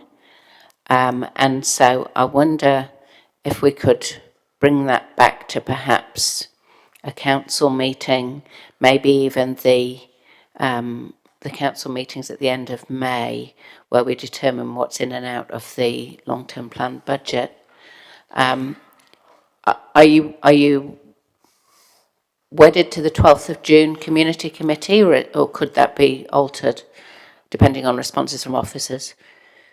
Madam Chair, I'm not wedded to that date, and I've got a number of questions here for council officers in terms of, as I signalled very early in the piece, I actually would like to ensure that the three recommendations sitting within the motion are actually very specific, and I agree with you, the 12th June is perhaps going to be too late. So we might need to be a little bit flexible on that. Okay, thank you. Councillor Harpeter. Thanks, Madam Chair, and thanks to Councillor Hancock for bringing the motion forward. Just a point of clarity, and it's along the lines of what Councillor Fitzgerald was asking. The Youth Wellbeing Plan, is it owned by the council or is it owned by the Safety Advisory Board? Who owns it? Who's responsible for it? The youth wellbeing in itself is actually owned by council. The Safety Advisory Board may, and I say may, be the vehicle for delivery and building those relationships. So the outputs that will come out of it, that it will deliver the plan, will be... I would suggest they would be reported back into council. Okay, but will be potentially implemented by the Safety Advisory Board or other agencies? Yeah, the implementation could be a mix of Safety Advisory Board. It could include WASAGE, it could include Aura Connect, it could actually include a wide range of organisations, that NGOs that actually have mandates around youth wellbeing. Thank you, Madam Chair. Thank you. That's the end of the questions, Councillor Hancock. So now we will ask Anton Carter to please come up and present the officer advice and be available for questions. I don't know if you want to speak at all to the officer advice, but that's up to you, Anton.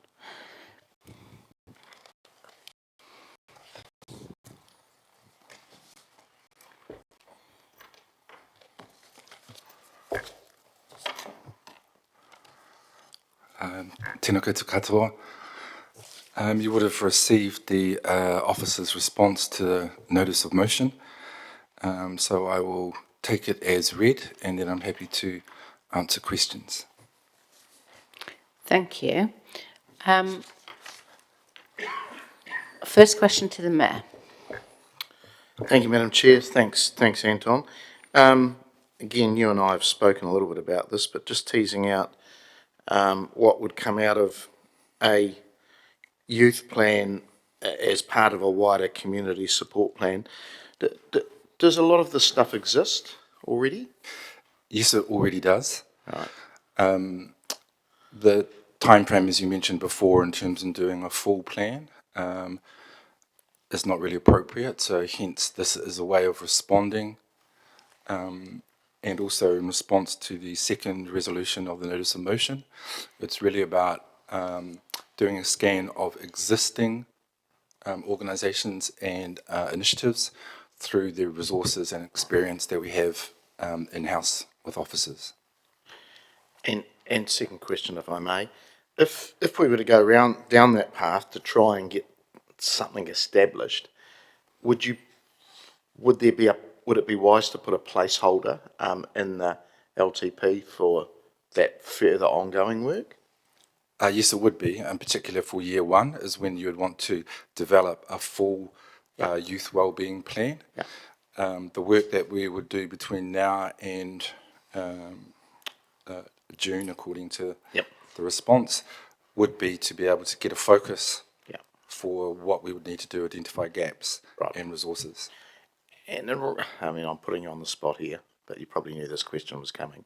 What do you think that quantum may be in year one if there was a placeholder in the LTP?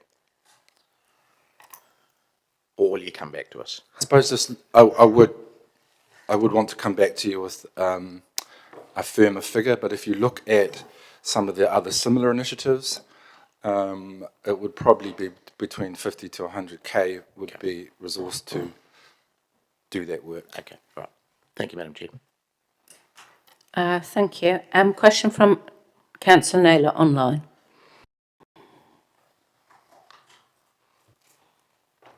Thank you, Madam Chair. Thanks, Anton. Just in terms of number 2 in the officer's advice, there's mention of council's current youth development roles and initiatives.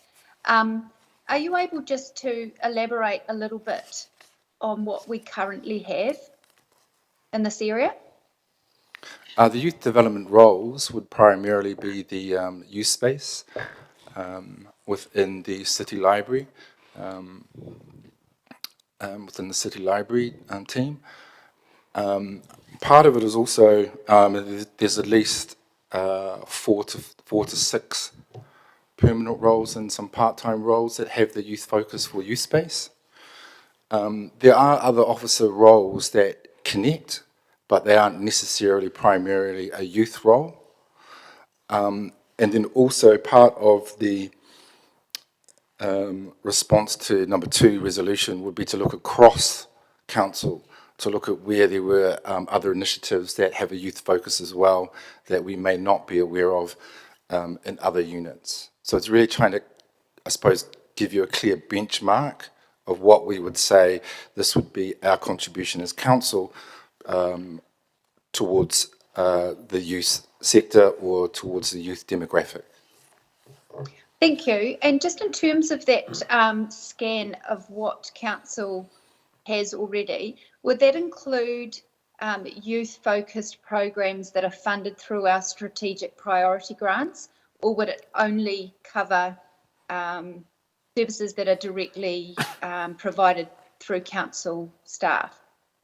That's a good question, Councillor. We would probably have a matrix. So to answer your question, yes, it would, because that's also part of the strategic priority grants focus in terms of what they deliver on. So doing a scan of currently what they put forward in their proposals, but also quickly in terms of what they report on. So yes, it would be direct initiatives, and then also through our funding mechanisms, how we are also able to support. So that might be like through a third party or other entities. Okay, and just given what you know, the point number 3, it says it's anticipated that there would be resource implications, and your answer to the Mayor also supported that. Having not yet done the scan, are you fairly confident that there are gaps that require further resource? Yeah, I suppose the resource would be potentially developing some initiatives that support the sector to deliver to those gaps, as opposed to council funding things to fill those gaps. So like Councillor Hancock said, it was more in the facilitation role and enablement role rather than direct delivery role. Okay, thank you. Yeah. Thank you. Councillor Fitzgerald. Thanks, Madam Chair. Thanks, Anton. Just picking up on officer's recommendation number 2, that officers advise there is existing capacity to complete a high-level environmental scan. So a couple of questions around that. Given where we are in our LTP cycle, does that capacity still exist? My understanding, Councillor, is yes, and the key word is high level. Great. If we're just assumptions made around the $100,000 quantum, prior to going out to do the scheme, would officers consider connecting in with the stakeholders of the Safety Advisory Board to gain some support from them?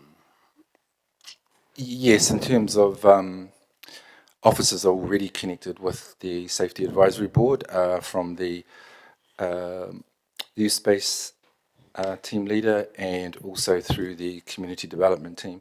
So we already have a lot of these relationships existing, also with some of the entities that Councillor Hancock mentioned. I understand the time frame, so our advice is about what we think we can achieve in the time frame. Because we have those relationships, we would be able to move quite quickly to do the scan. It's not in-depth. I just wanted to reinforce that. We're not trying to develop the whole plan, but in terms of responding to the notice of motion, our response is we are confident that we would be able to do that because of our existing relationships. Sure. I think one last question, Madam Chair, if I may. Councillor, that's fine, but can you just pull the microphone a bit closer because people are struggling to hear? Thank you. Apologies. Thank you. Thanks for that, Anton. Yes, and I think we're all well aware of the existing relationships that council has with the Safety Advisory Board. That particular question was around perhaps a specified focus of the notice of motion, which is around the safety and, the behaviours of some of our youth, which is not really captured in the youth-focused programs and or initiatives, but might be captured in any strategic or service gaps. So that question was about having those conversations with the Safety Advisory Board stakeholders around what the scan needs to pick up, and if it's high level, which is great, is it going to be able to pick up and identify those service gaps? Yes. Cool. Thanks, Madam Chair. Thank you. Councillor Hancock, did you have some questions for officers? Yeah. I can't kind of enable you from here, but Yeah. where you go. I'm live, thank you. Thanks, Madam Chair, and thanks, Anton.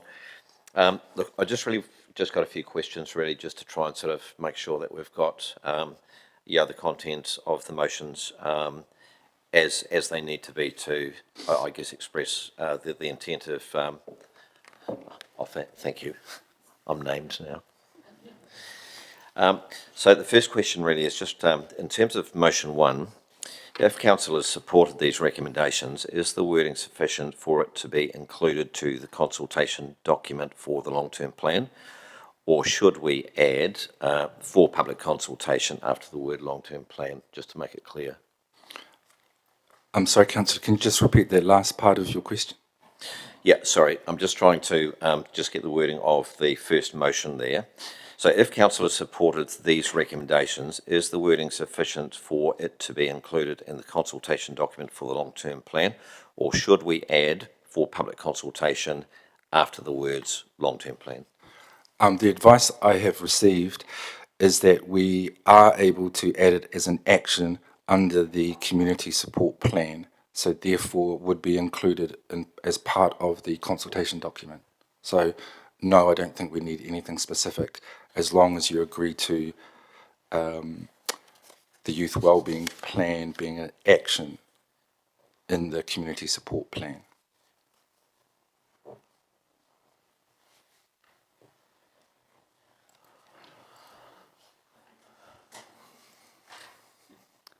Yeah, I'm not sure I'm any the wiser, to be fair. Thank you. I think we've got a volunteer coming from the bleachers. Yes, Julie. Policy expert will advise. Yes, indeed. Kia ora koutou, Julie McDonald, Strategy and Policy Manager. I'm not sure if I'm going to help or hinder. My understanding of the consultation document is that Julie, I'm sorry, people in the public gallery can't hear you. Could you bring the better? microphone a bit closer? Is it better? Yeah, these microphones, you need to be very, very close to them. My understanding is that the consultation document is quite a subset of all the things that the council adopts and puts forward. So while we could include an action about a youth wellbeing plan within the community support plan, the plan itself will be one of the accompanying documents that goes out for consultation. So it will be part of the sort of suite of things that everybody will be directed to. So Anton's right, it will be included, but it won't be necessarily highlighted in the consultation document itself, because it's quite a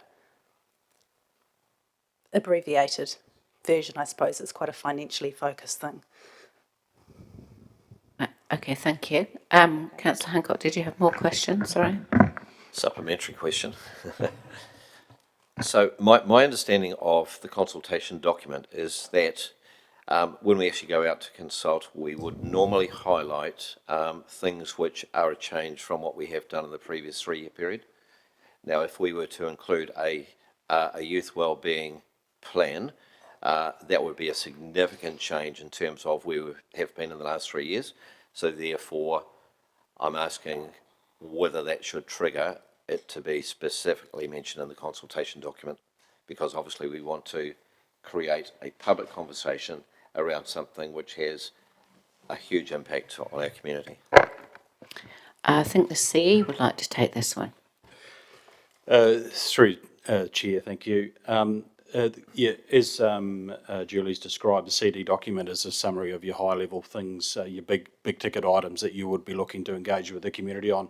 The creation of a youth wellbeing plan, although I think that we all agree, including officers, that is something that we should be doing, it's not something that would be, in my view, that we would highlight, that we would specifically consult and engage the community on.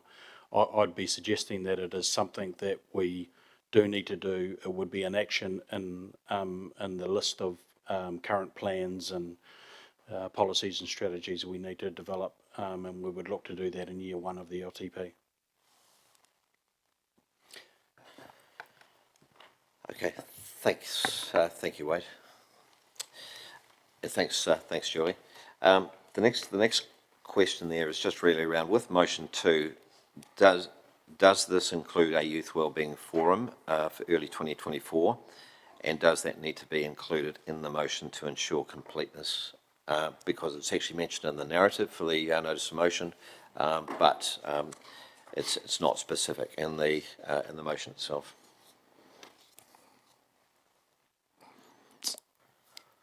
Just in response, there's a number of questions there. In response to holding a forum within March, the advice is yes, that is possible to do that within existing budgets. The shape or size of the forum would need to be determined. It's probably a forum with a small f, and could be a series of hui with existing networks that already exist of the youth sector. The second part of your question, I suppose it's accountability. It's implicit in terms of that we will do it, but if you want officers to be accountable, then you can put it in there specifically. Thanks, Anton. That's very helpful. Madam Chair, perhaps can I just add something into that part 2, or the second motion? Well, you can, but I think we might wait until we've finished questions to officers and move the officers' advice. Yep, then we'll go back to the notice of motion, and I think that might be the time at which you might want to amend something. Yep, it's just a small inclusion, but thanks, Madam Chair. Okay. And probably really just the last, the last question really is just around the 12th June date for report back, and that's quite possible that we can actually report back prior to the 12th June, so we can actually just perhaps alter that motion there to inform council prior to the long-term plan, I guess. Yes, my understanding is that we would need to report back to council before the end of May. Okay. So perhaps it would be appropriate for the previous committee meeting to the 12th of June. That would give us time frame, but it would be tight. No. Just for your information, I think the previous meeting is in March, so that probably would be a bit too. Yeah. Yes. Yeah.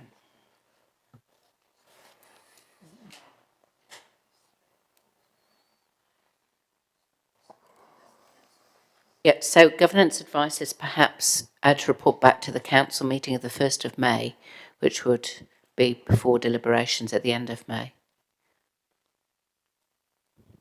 Since there isn't a community committee meeting in May. Okay, thank you.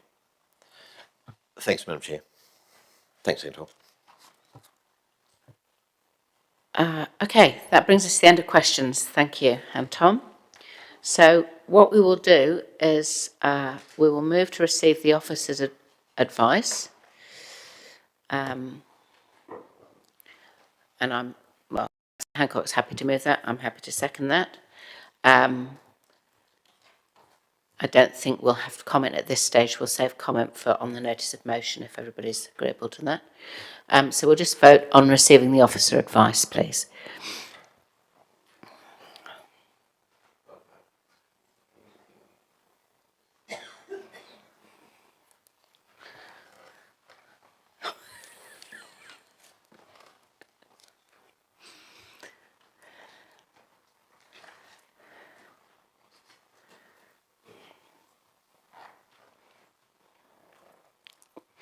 And that is carried, 12 votes for and none against.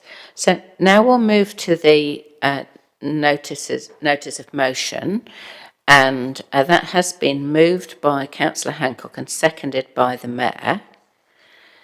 Councillor Hancock, you did have a good amount of speaking time before, so I'd ask you to just confine your comments to anything additional, plus any amendments you might want to make with the agreement of the seconder before we for general comment. Yeah, thank you. No, I don't really have any further comments. I think I've had a good say, but I think probably it would just be wise to include in the second motion the words as follows, that officers, and insert here, facilitate a youth wellbeing forum in early 2024, and a sector-wide scan, and then carry it on just as it has already been. Can you just repeat that, please, Councillor? Yep. So, on the second motion there, that officers, and insert here, facilitate a youth wellbeing forum in early 2024, and then it's complete, a sector-wide scan, etc., the same wording. And did you wish to change the report back date and place? Yeah, sorry, yeah, the second one is, and provide a report back before the end of May 2024. Sorry, just a minute. If you just excuse me, I was just taking some advice from governance. Could you just wait a second? That's fine, thank you.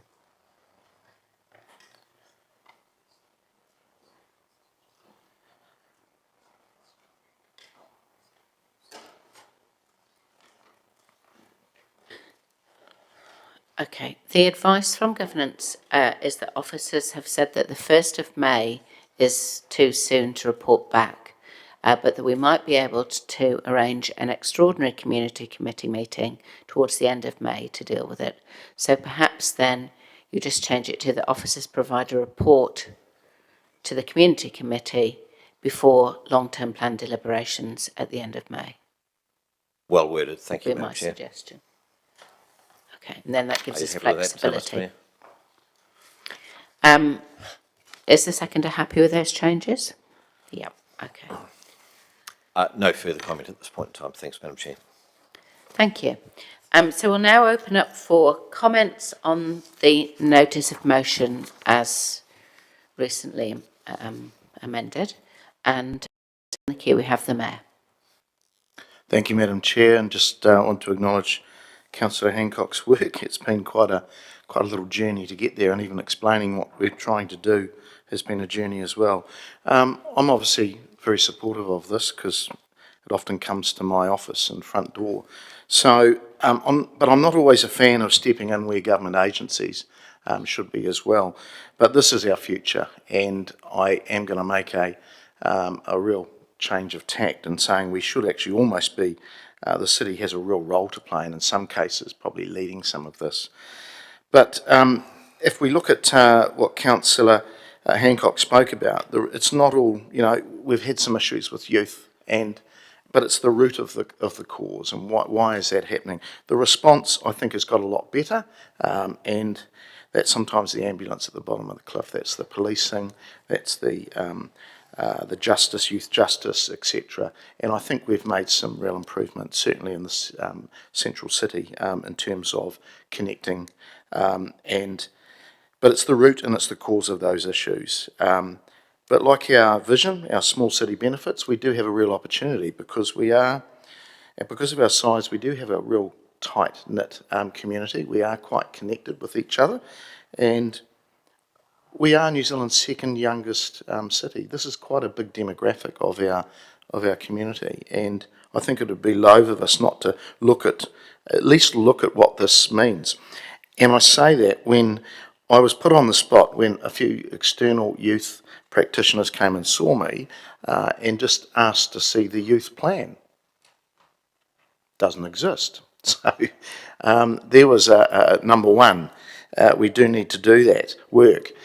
But actually a lot of it does exist. You know, we have a youth space, we have dedicated staff in this role, but that's slightly different. It's actually what is the plan? What is the connecting of the dots? So I think a lot of the work or research actually exists out there. So I don't think the staff are starting, and I think Anton really answered some of those questions well. They're not going from a standing start. They're well in the race, and it's really around a lot of the work exists. It's connecting those dots. I do think a forum is required, at least to get it publicised, and also a forum with a lowercase f, and I like that. It's not a big, massive conversation that's needed. It's about talking to the external parties. We're lucky in this city. We have a lot of external players that connect with our youth, but it's just finding out where those gaps are. And actually, there are gaps, otherwise we wouldn't be doing this work. We wouldn't see the issues that we've got. So look, please, if you can support this, I do think it will come down to whether the community want to support this. We've got some challenges around cost. In fact, we'll be taking cost out, in my views, rather than adding cost. But this is one absolute necessary bit of work in my view. So please don't let process block this. I know it is a bit challenging in some of the questions, what comes first, what comes second, but I do think we can get through this and have a reasonable overall youth plan at the end of it, post the LTP, if we're all successful. So again, it's really needed, and I do ask for your support. Thank you. Thank you. I'll just make my own comment at this point. I certainly am very supportive, and I think I understand that there might be some concern about us exceeding perhaps our remit, but I would point out that there is precedent for council taking a lead on citywide problems, even if we aren't responsible for providing all the solutions. We have got the ability and the connections and the relationships to be able to bring people together to, if necessary, knock a few heads together and to actually come up with some solutions. And there's no denying that, a plan for youth and thinking about youth wellbeing issues in the city has been top of mind in recent times. So I think it's timely. I understand it's come at a point where we might not be able to put a full youth wellbeing plan, for at a governance level out for consultation at this point. We can certainly get an action plan going, and I think actually action is what's required here as soon as possible. There's a bit of urgency with it, and so I am supportive of staff doing a high-level scan, of putting together an action plan, the forum, which I think will be very, very useful to hear from different groups and stakeholders in the community. And then if it requires a smaller amount of resourcing, well then let's do that. Because honestly, we do have a responsibility for community wellbeing. Youth wellbeing is not only about the wellbeing of youth, it's also about the wellbeing of the whole community. And I am sure that every single elected member who's been to a community event has had someone come up to them and talk about youth issues in the city. I certainly have. And so I do think we do need to provide some leadership here. That's not that we need to provide all the answers, but we are in a position to provide the leadership, and I think we should be doing it. Thank you. Next up is Councillor Zabellin.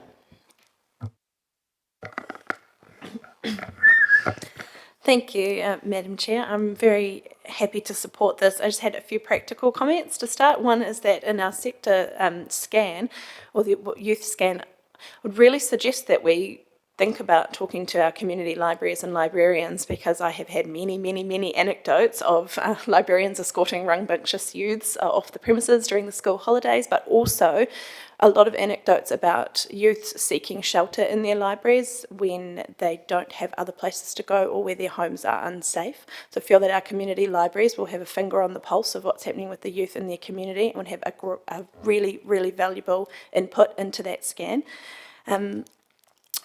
Further, what have I got here?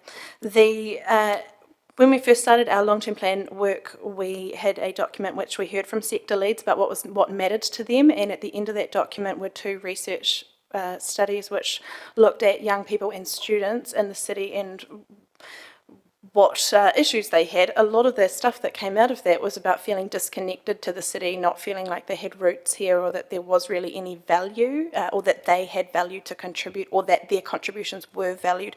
So I think to remember that we've had some of that input already to contribute to that scan. I think we have Youth Council. We're Youth Council are about to recruit new members, and I feel that they would have a really valuable contribution to that scan and that work as well, and they would be very pleased to do so. I think we heard today from Amanaki that there are groups out there which are already performing really well in this space, and it's worth taking note from what they're doing and why they think they're succeeding and what approach they are taking to that. And as we heard this morning, their key to their success, they think, is their family-first approach and to building those connections that everyone's on board with that young person and what their goals are.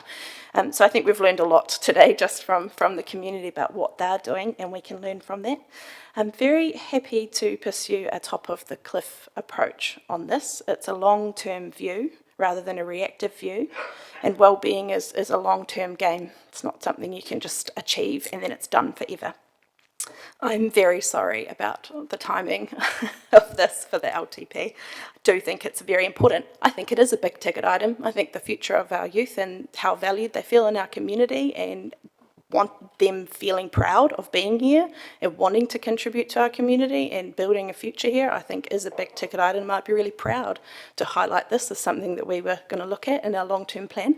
And just in terms of orientation in that plan, I've pulled up the community support plan, and I do think that that is a good place for this plan to sit with the long-term plan draft structure that we've currently got. It seems to fit well under the deliver programs to promote community wellbeing. And adds extra new or one-off actions to that. My concern, though, in the message that we're sending there is front and centre of that community plan, the item is provide public toilets throughout the city. So it's just in the framing, but I think if we're going, hey, we're taking the well-being of our youth really seriously and we're going to resource and we're going to put that there, that's going to go as the bottom line in the bottom right-hand corner of that plan, and public toilets is going to go front and centre. Not disparaging the importance of public toilets at all, but in terms of how we're framing and giving importance to this work that we're doing, I would maybe think about how we present that in the plan. So that's all my comments for that, but thank you very much to Councillor Hancock for bringing that and to Anton for his advice to us. I'm really pleased to see it come across our table in such a forward-thinking way. Thank you, Madam Chair. Councillors, now we do have quite a big agenda, and we've had 3 in support, so I'm happy to let everybody have a say, but if you could just keep your comments as brief as possible so that we can get through this in a day, that would be great. So next up is Councillor Naylor online. Points from me. Firstly, the questions that elected members had about what will be included in our LTP consultation document.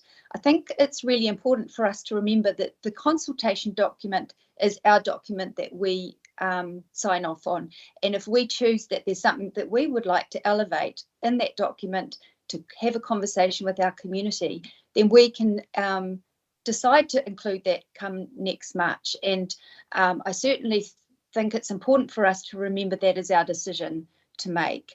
I do think this is a conversation. I will be supporting these recommendations. I do agree with comments from the Chair and from the Mayor that we do have a lead role to play in understanding what's happening broadly in our community in this space. I do support the scan of the initiatives within the city, and I'm glad to hear that that is not just council-led initiatives, but across the community, what other initiatives are there. I agree that we need to have an understanding at a high level, but I also agree that we can't be the ones providing the solution to all the problems.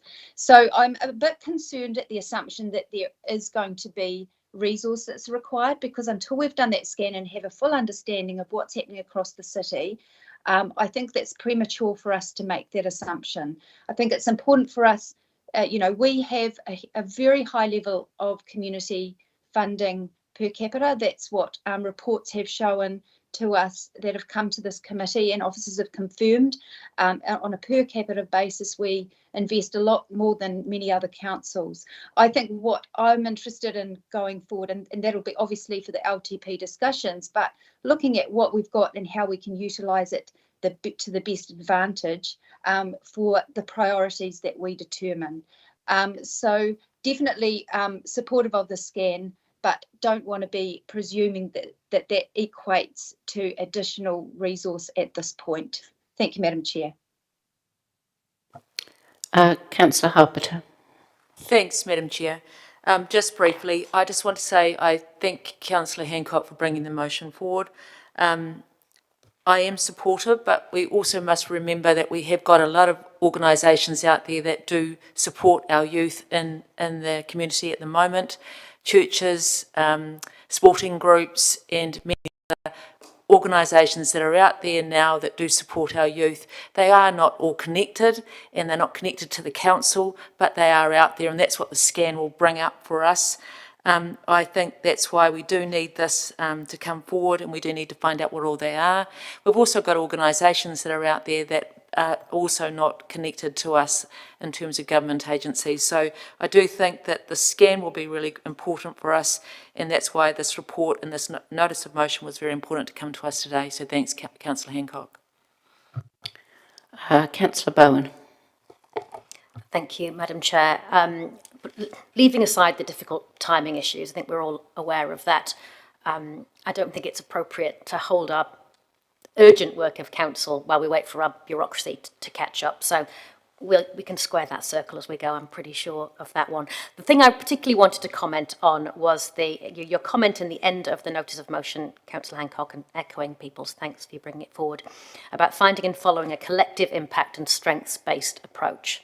I think it's easy to get down into the weeds of the problems that we see with some of those youth issues out in our community, and of course that has been the driver for this. But I think as others have reflected, there are lots of good things going on in our community as well. There are groups and organisations and young people who have something to add into this, and there are things that we can learn from the successes in parts of our community that will enable us to build better where we need to.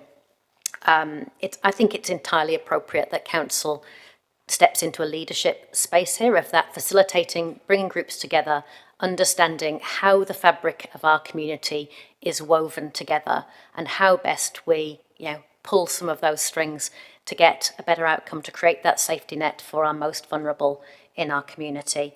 And I look at the success of the Safety Wellbeing Forum as a way of gathering community groups with a shared kaupapa to suggest outcomes themselves, suggest ways of delivering those outcomes. This is about empowering our community to deliver change, and council facilitating that, and I think that's entirely appropriate for us to do so. So happy to support. Thank you. Back to you, Councillor Hancock, for right of reply. Thanks, Madam Chair. Thank you very much for all of your supporting comments, colleagues. Look, thank you.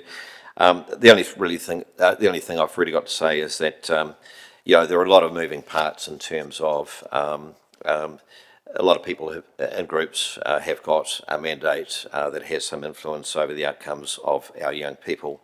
And it would be wrong of me, I think, not to acknowledge, the huge number of people who come to work every day and they come to do a good job. They don't come to do a bad job.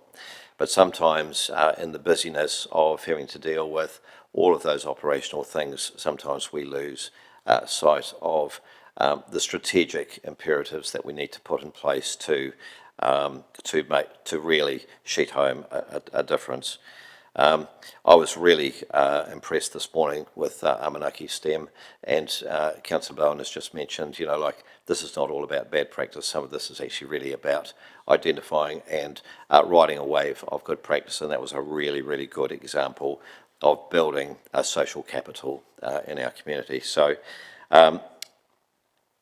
we've just got some great people in the city, and we just need to pull them together so we've actually got a better understanding of the opportunities that will present themselves going forward. So thank you very much for your support, Madam Chair. Thank you.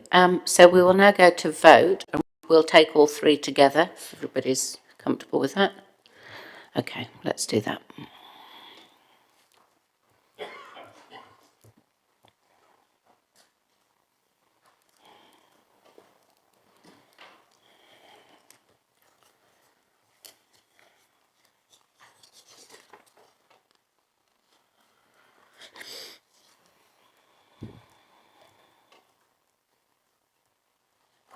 And that is passed unanimously, 14 votes for and none against. Thank you, everyone.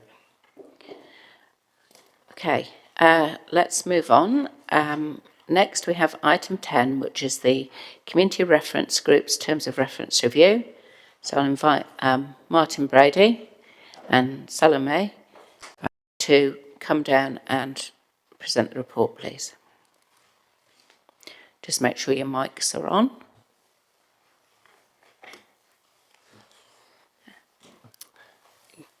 Tēnā koutou katoa, Madam Chair, Councillors. Martin Brady, Community Development Advisor, and alongside me is my colleague, Salome Faiaso. Together, we work alongside the three reference groups. 5 years ago, elected members decided to establish the Disability Group. And 3 years later, the Seniors and Pacifica reference groups were formed.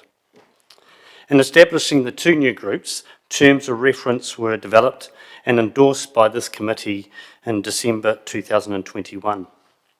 As a requirement within the terms of reference, the document is required to be reviewed every second year.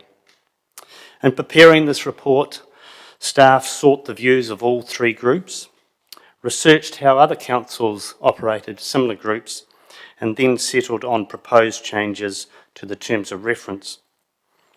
The proposed terms of reference, which are attached to the report, have three changes.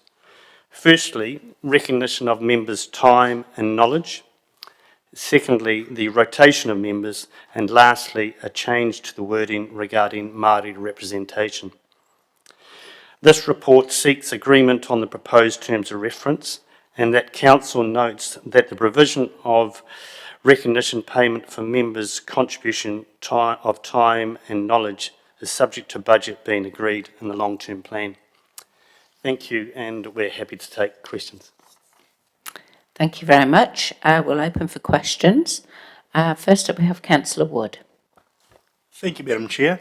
Thank you for the report. I just want to get an understanding of the sign-up process to become a part of this group. So when members sign up for any of the three groups, they sign up as a volunteer role, or how is it presented to them? Currently, it's as a volunteer role. Okay. Given the proposal is not to provide recognition in terms of each meeting that the individual attends, but on an annualised basis, what would be the situation if an individual only attended half of the meetings for the year or a quarter? Would there be a proportionate reduction in the fee given, or would it just be a blanket regardless of how often you turn up? It would be a blanket fee, although in discussions with reference groups, the role of the chairs would come into being there, and their relationship with the various members on that. And so is there a minimum requirement of how many meetings a person has to attend to continue to qualify to be a part of the group, or is it at the discretion of the chair? Not currently. Okay. Just out of interest, the report says in 2.4 that some groups meet monthly and some meet 6 weekly. Which ones do which? The Disability Reference Group meets monthly, 11 times of the year. They have January off, while the other two groups meet 6 weekly, or roughly 8 to 10 times a year. All right, and then just finally, you make the comment that a number of other councils provide a similar amount of funding per meeting. Are there other councils that have reference groups that don't, or are we the only one that doesn't provide? There was certainly one that that didn't. In looking at the other councils, there was a variety of cadence of meetings and responsibilities. We simply looked at whether they paid or not. Appreciate that. Thank you, Madam Chair. Thank you. Councillor Bowen. Thank you, Madam Chair. Might be slightly off topic, so I apologise. But in reading the report, which is great, and I don't have any questions about that particularly, it seemed to me that our youth council also operates effectively as a community reference group, and I wondered if there'd been any consideration given to finding some alignment between these reference groups and the youth council. In short, no. It simply took the terms of reference that these reference groups looked at. If I was to speak on the fly, having looked at other councils, Wellington particularly, they encompass, their terms of reference encompasses about 5 groups, including youth. Is that something we could have a look at in the future to see if there's anything we could take from our terms of reference to community reference groups into youth council, or vice versa, that this learning could flow both ways? Yeah, Okay. very much in the future. And you don't need a direction to do that, you can just have a little look. Yes. Excellent. Thanks, Madam Chair. Pushing luck there, Councillor. I just had a question about the amount that you determined would be appropriate, which is, less than the other councils that you've quoted in the report. So, was there a reason why we would be significantly less per meeting than the others that you've quoted? Certainly, the other councils that had a higher payment to members, the requirements within their terms of reference were more onerous on the members, more project-based work and reporting regularly back to council. Okay, thank you. Councillor Naylor online. Thank you. My question relates to the rotation of membership. It's outlined on page 30. I'm just wondering if 1/3 of the membership will be rotated each year. It does give the option for if someone has the option to reapply for their role. If someone is selected at ballot or their 3 years is up and then they do reapply for their role and then are reappointed for a further term, is their number still counted as a part of that 1/3? Yes, it would be. Taking a step back, all 3 groups were believed rotation was important, and there's also the option to, when you reach rotation, to put your hat back in the ring, so to speak, and at any time to withdraw from the group as well. Yes, so the rotation gives a level of rigour to the process without making it too onerous. Okay, thank you. Councillor Wood, you're back in. Sorry, Madam Chair, one question I've got to ask. Just on page 21.3.4, you give reason why 2 of the 3 groups supported the recognition, but you don't give any reason as to why the seniors reference group didn't. I was just wondering if you could give us some context as to why they felt they weren't in support of this proposal. They weren't against it. Their position was, for them as a group, it was appropriate status quo continued. Fair enough. Thank you. Sorry about that, Madam Chair. Councillor Zabellan. Thanks, Madam Chair. Kia ora kōrua. Just wanted to pick up on the meeting frequencies that Councillor Wood was asking about earlier. And so in addition to monthly and 6 weekly meetings, I understand reference group members have other duties, such as presenting to us annually, as we saw this morning, submitting on things that might give them need to seek annual leave or that sort of thing. Is that correct? Or how much of that do we see outside of the meetings, other commitments? Yes, certainly the groups work outside of just simply their meetings.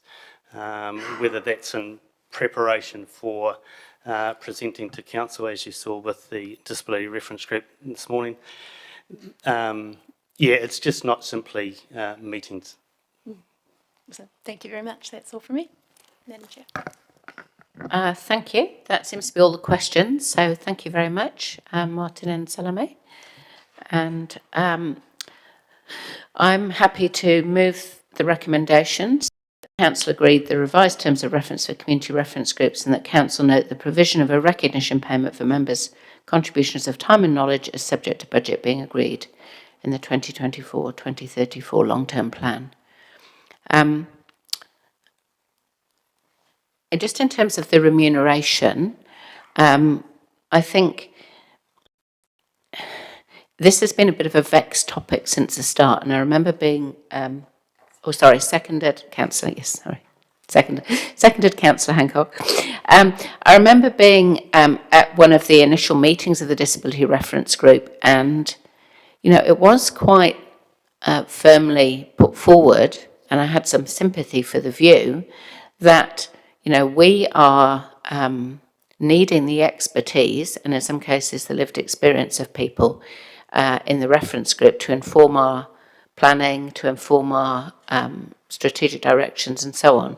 And that, you know, it is appropriate to offer some form of acknowledgement for that.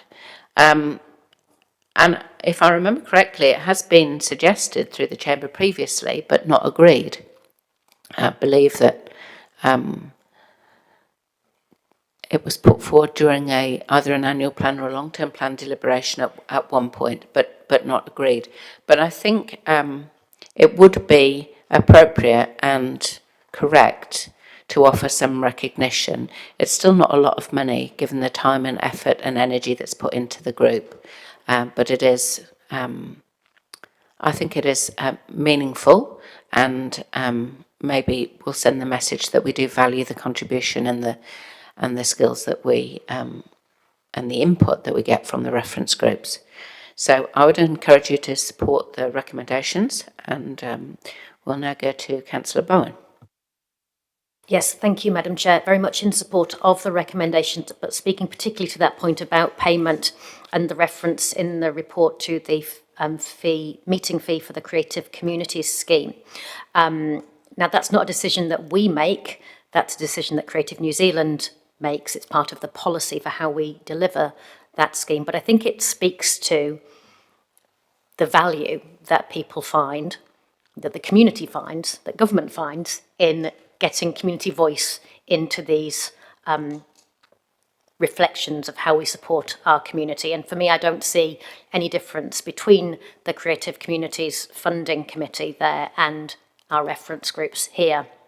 But for comparison, the Creative Communities Scheme Committee is paid $85 per meeting, but only meets twice, maximum 3 times a year, usually twice. So the quantum of funding is very similar, and I think speaks to a similar level of commitment. So I'm very comfortable both with the principle, but also the detail of what's being proposed. Thank you. Thank you. The Mayor. Thank you, Madam Chair. Look, I'm going to throw out a different version here, and this again is another heart versus head conversation amongst us. And firstly, I just want to acknowledge the work that those reference groups do, and I know some of them are in the gallery here, and we just saw an example of that this morning with the disability group. But really, this is service above paid advice. And it's not diminishing what they do, but I massively disagree with the former speaker. The Creative New Zealand is a quasi-government fund. It is funded from government, or majority from government. And I think it's quite a different view that what we do here. So where does this stop? Do we fund the Military Heritage Group? Do we fund the Youth Council? Do we look at other really important groups towards us, like the Multicultural Council, Environmental Network Manawatu? I mean, we're facing some massive issues as a council, and we're going to go and put some more money in. I'm not saying that we shouldn't do something for them, but I don't think this is a great way of signalling to our ratepayers we're reining in things. we already do acknowledge these groups, because I know some of you are going to push back and say the Mayor doesn't acknowledge them, but hey, we pay for their costs, or we should be, if they are coming and giving us service and advising council. We should be paying for their parking, we should be perhaps feeding them while they're here. We appreciate them with hui's. I've personally done that for the groups, and we should be again doing that at the start. And I look to my community development team, we should be doing that at the start of a calendar year, and we should be doing it at the end of a calendar year, and I think we do that. But look, again, do we want to pay everybody? Of course we want to remunerate people, but we just can't. We've got to pull in. We've got to look at our own backyard first, and I think this is another scope creep aspect. And if we're going to keep paying people, where does it stop? You'll set a massive precedent here, people, and I think this is again service above paid advice. Thank you. I won't be supporting it. Councillor Barrett. Thank you, Madam Chair, and just reflecting on the comments so far, I think, the second recommendation is simply to see it visited in the long-term plan, and that might be the most appropriate place to be declaring firm stances around things, and I look forward to hearing community feedback, because I think for myself, that balance of community feedback on this particular issue would be quite useful and informative, because I think there is a variety of rationales that can be applied to this question around who is recognized and financially recognized under what circumstances for us as a council, because yes, potentially there is quite a long list that could be considered. Personally, I'm quite comfortable to support it through at this stage, and that it does put it into the long-term plan conversation so that we get some community input. I think that's entirely appropriate, and I have quite a lot of sympathy for those members of those groups when they look at peer groups and other councils and see that, other councils are taking an approach of providing a modest, and I would say very modest, financial recognition.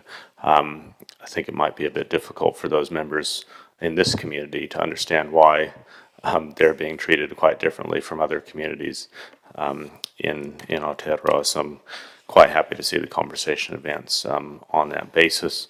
And yes, there have been a number of conversations in the chamber, recalling some of the conversations that former Councillor Dingwall brought around the Pacifica group and how we best resource and support that group through its initial stages. So I think it is quite appropriate that we recognize where these groups are at in terms of their evolution and establishment and contribution. And I think it's a very timely conversation around how we support them into the future. So appreciate officers taking an approach of bringing this advice to us. Thank you.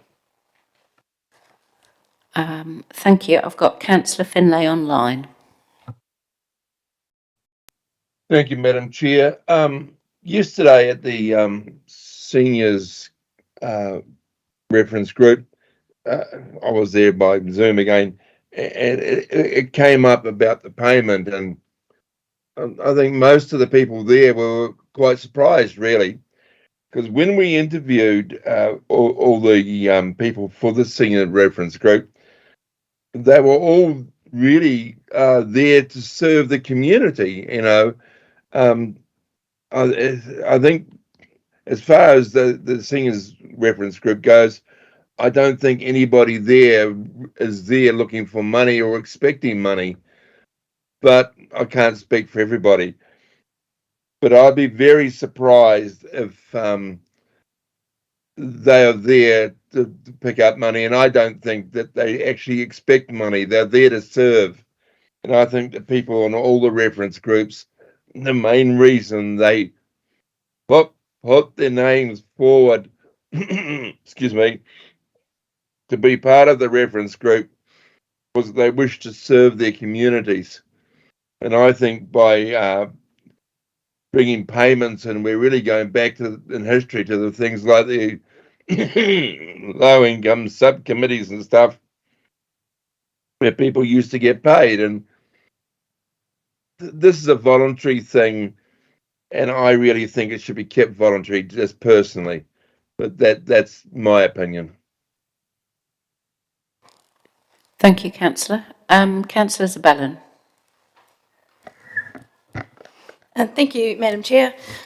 I just want to start by echoing Councillor Bowen's comments about the Youth Council. It's something that I've often thought that there was a significant amount of overlap in purpose and approach, and that potentially could see some more of each other, which I think the Youth Council would really appreciate.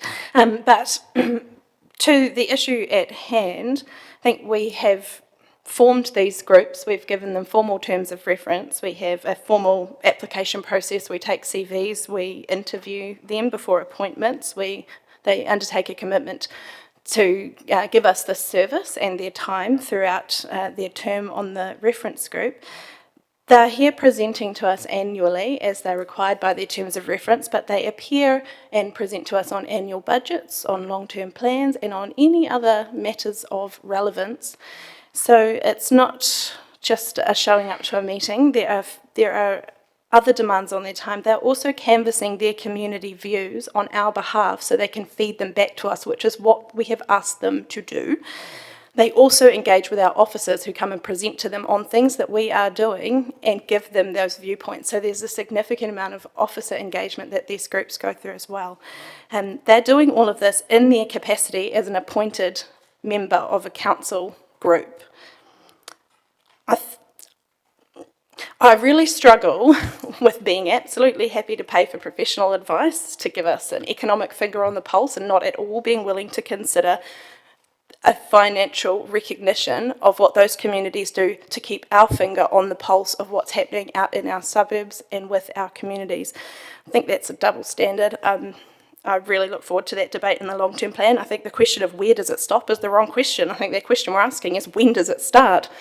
So bring on that conversation. Very happy to support this going through to the long-term plan for further discussion. Thanks, Madam Chair. Thank you. Councillor Wood. Thank you, Madam Chair. I've spent a fair bit of time thinking about this one because the report raises an interesting number of questions, particularly in relation to the recognition of members' contributions.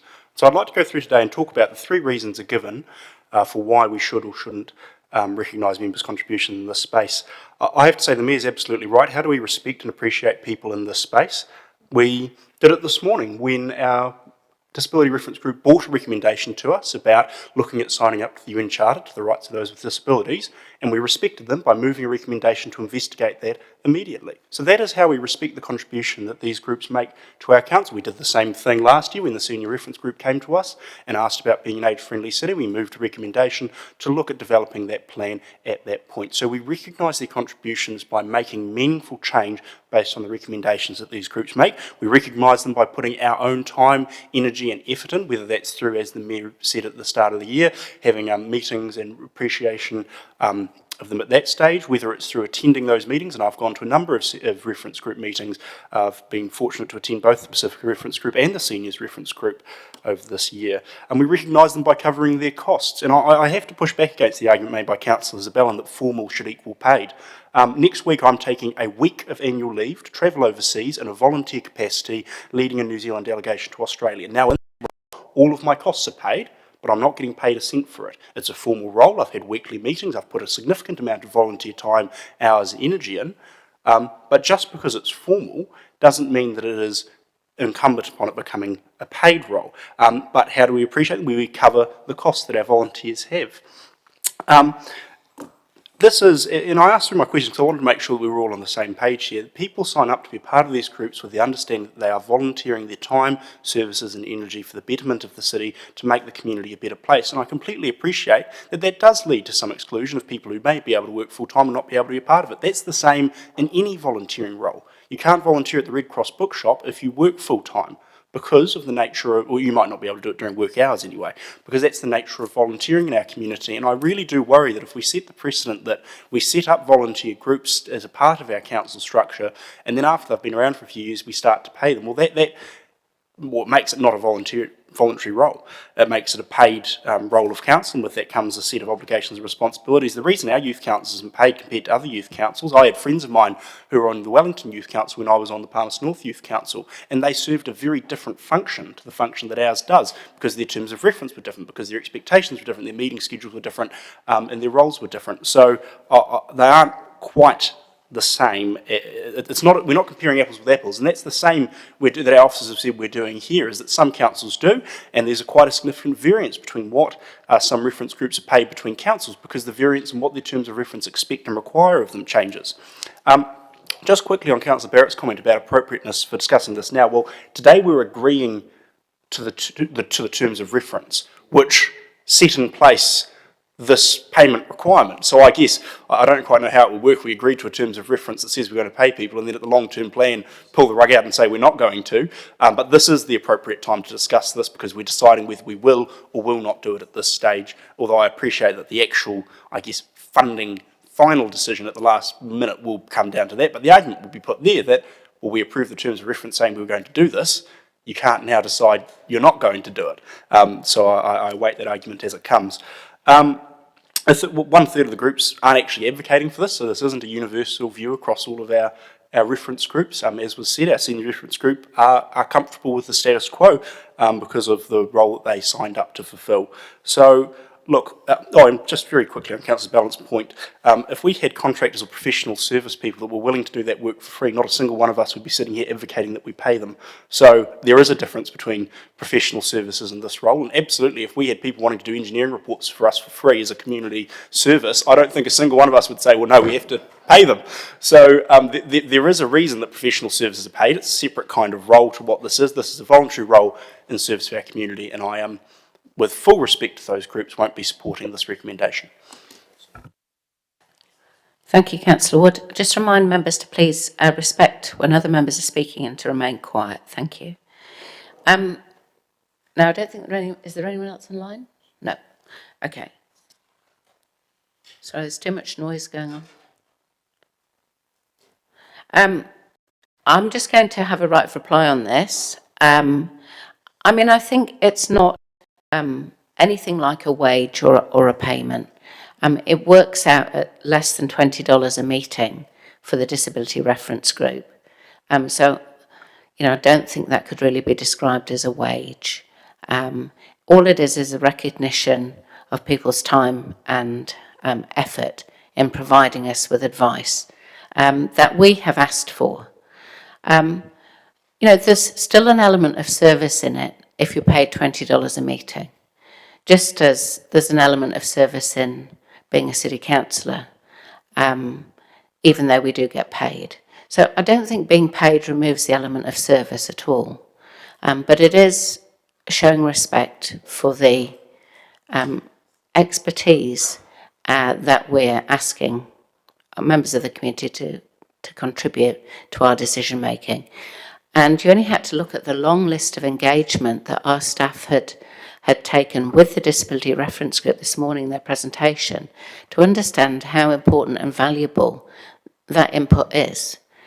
There clearly is a precedent from other councils that these types of roles be acknowledged financially. And I think that it is just about showing a bit of respect for people from the community who we're asking to give up time, effort and energy to provide information to us that we then use in our decision making. So I totally acknowledge Councillor Wood's comment that there are other ways of acknowledging people's contribution in terms of taking their recommendations seriously and so on. But I feel that this has been a slight sore point with a couple of the reference groups for some time, and I think it would be a suitable moment to acknowledge that there is a need for some recognition. So I'd encourage you to support it and send an appropriate message to the reference groups about their value to us as a council. Thank you.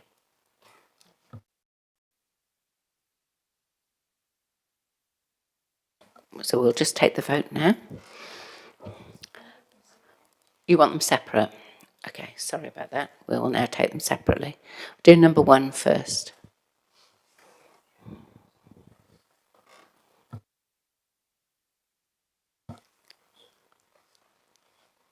Yes, Apologies, Yes, Madam. Councillor Wood, sorry. Just to clarify though, if we agree to the terms of reference that Yes, that's why I includes thought we would take them payment, it would together, but require people have us to- asked for me to take them separately, so Okay. that's what I'll do.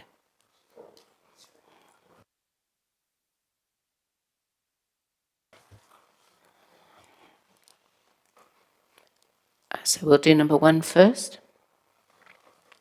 So this is a vote on number 1, that the council agree the revised terms of reference for community reference groups.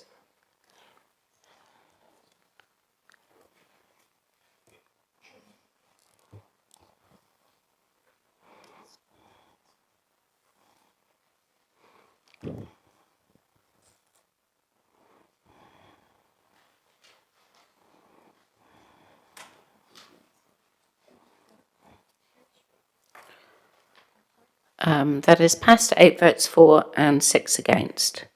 So we'll go to the second recommendation.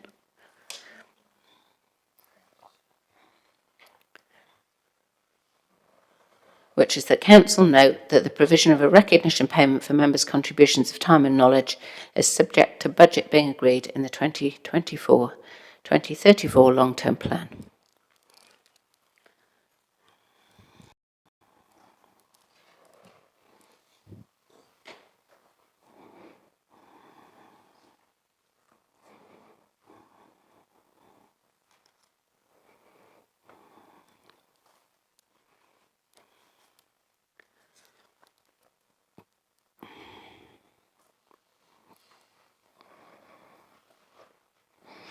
And that is passed 8 votes for, 5 against and 1 abstention. Thank you.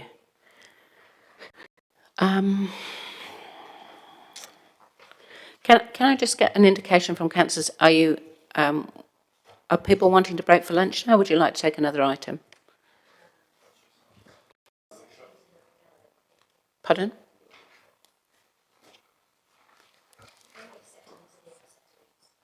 Okay.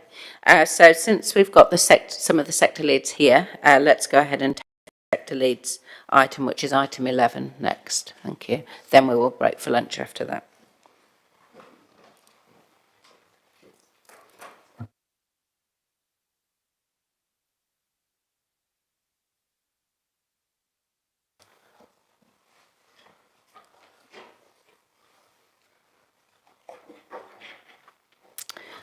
So we welcome Amy Vaz, Community Development Advisor, and Ahmed Abeid, also Community Development Advisor, and welcome you to the Chamber. Inga kai konihira, tēnā koutou katoa, ngā iwi e tūnei, kia ora tātou, ko Amy Vaz taku ingoa, maua ko Ahmed Obeid, he kai tohu tohu tō tāwhi hāpuri. We are Community Development Advisors in the Community Development team. So this report is seeking a decision regarding the sector lead partnership model. In April 2022, Council requested a trial of the sector lead partnership agreement using funding that had been already assigned to organisations through the allocations from the strategic priority grants, with a report back to the Community Committee to inform the development of the next 10-year plan. So we ran the trial for a year with 7 sector lead organisations, and officers from the Community Development team provided support throughout that period. We ran things like quarterly hui, we had regular meetings, and provided that support for those sector leads to deliver a wide range of activities as part of their partnership agreements. I guess we'd really like to take the opportunity at this point to acknowledge our sector lead organisations, Creative Sounds, Environment Network Manawatu, Housing Advice Centre, Manawatu Multicultural Council, Square Edge Community Arts, Te Pū Harakeke Community Collective Manawatu, and Te Tihi o Ruahine Whānau Ora Alliance on behalf of Ora Connect. We're aware some of you guys are here today and some are watching online. Just really want to acknowledge their contribution to our city and to the sectors that they serve. The report, as you'll see, outlined the benefits of continuing the sector-led partnership. Lots of things, but greater visibility, greater ability to inform decision-making for council, and a real connection and alignment with strategic direction. Our recommendation is that the sector lead partnership model continues. Nō reira, tēnā koutou katoa. We're happy to take questions. Thank you very much, Amy and Ahmed. So, question first of all from Councillor Hancock. Thanks, Madam Chair. Thanks, Amy and Ahmed. Really appreciate it. I've just got one question, and it relates to the new sector leads identified, paragraph 5.9, page 37. Can you just talk me through how a new sector lead might be funded if we've got budgets already committed, and just perhaps the process that might lie around that, please? Thanks for your question, Councillor Hancock, through the chair. New groups can apply at any point to become a sector lead. They would just come through the same process that we followed for the current sector leads that we have. So at any point they'd be assessed against the support and funding policy, and the criteria for that was outlined in the report, but it's also in the support and funding policy. So same thing, it would be assessed, then officers would make a recommendation to council for your decision. Okay, can I just have a follow-up question, Madam Chair? Yeah, so just in terms of if, say, for example, council's priorities changed and we wanted, what would be the process perhaps to, I guess, reverse the process of one of our existing sector leads? Say, for example, we decided that one of the sector leads is no longer a priority for council. So is there anything, has that been considered? Yes. Yes. Yes, so it gets reviewed every month, just like with our every 6 months, and ongoing with our relationship with sector leads. So it would be the same if groups were not performing. We're in constant conversation with them, so it would come back through you for a decision. But yeah, pretty robust process for that. Same if I understand your question correctly, if the priorities shifted, it would be the same thing. So a constant evaluation of our strategic alignment as part of the assessment process. Great, thanks, Amy. Helpful. Madam Chair. Councillor Bowen. Thank you, Madam Chair. I think my question is probably at 3.5, which is the criteria that we apply for an organisation to become a sector lead. So one of the values I see in the sector lead organisations is that they represent other organisations, and that doesn't seem to be captured, or how would that be captured in the criteria that we apply?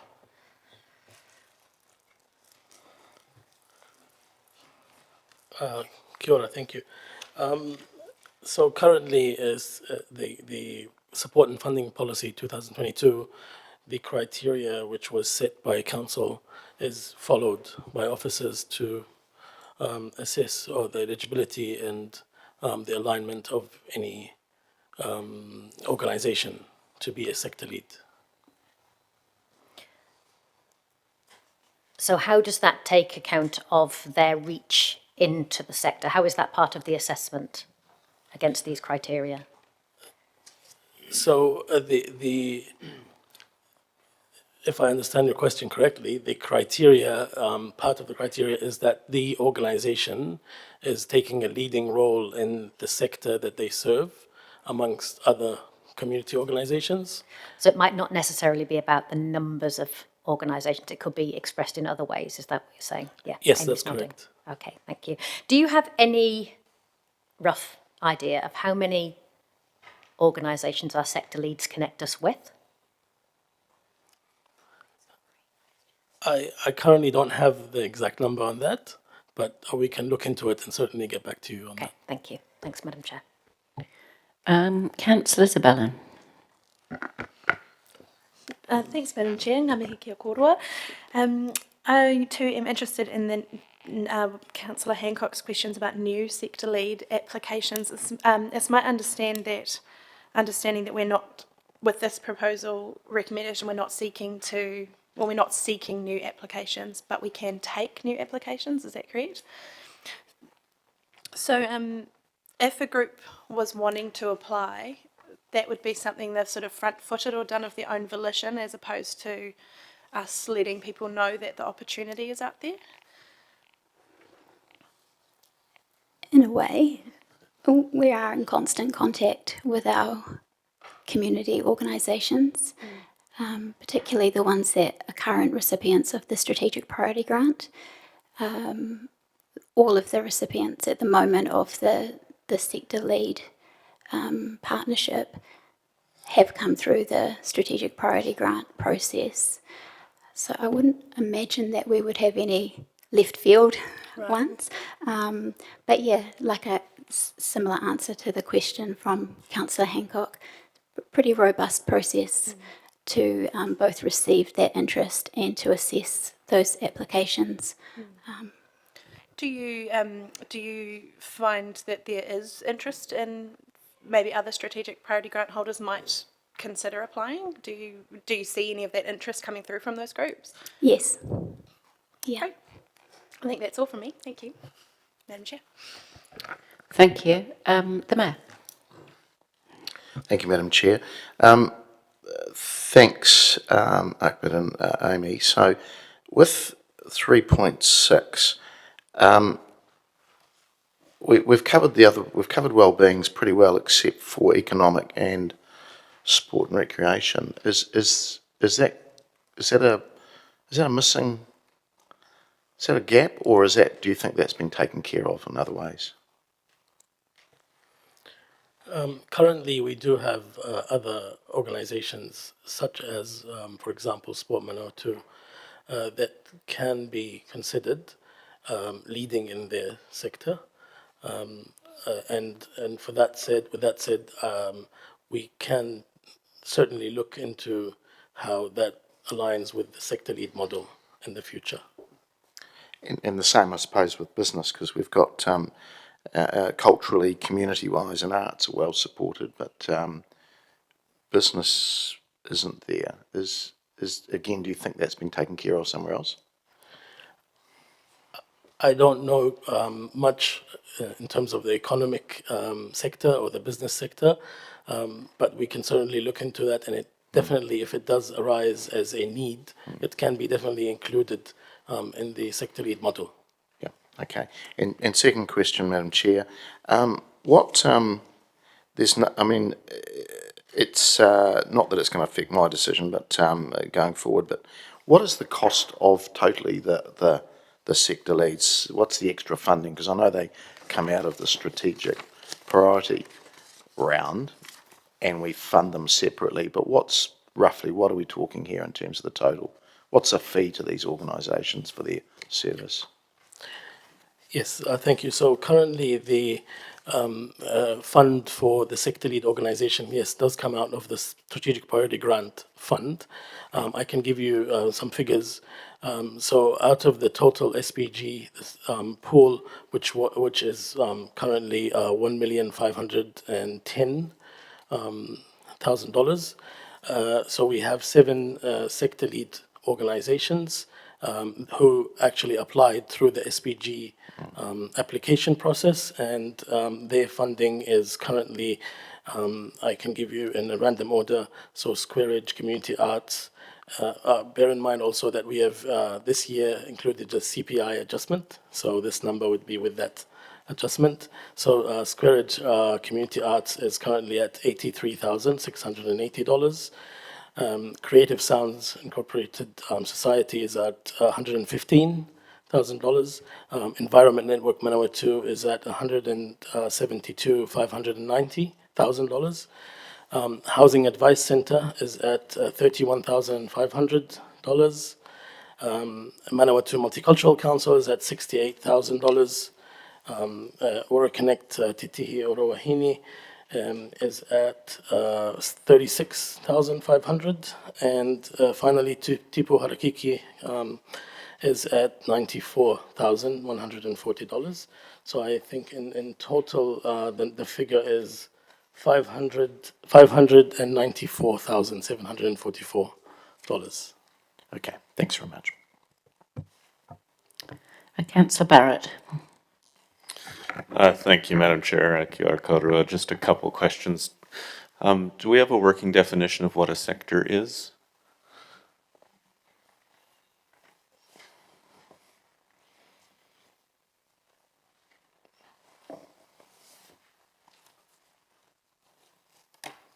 What a sector is?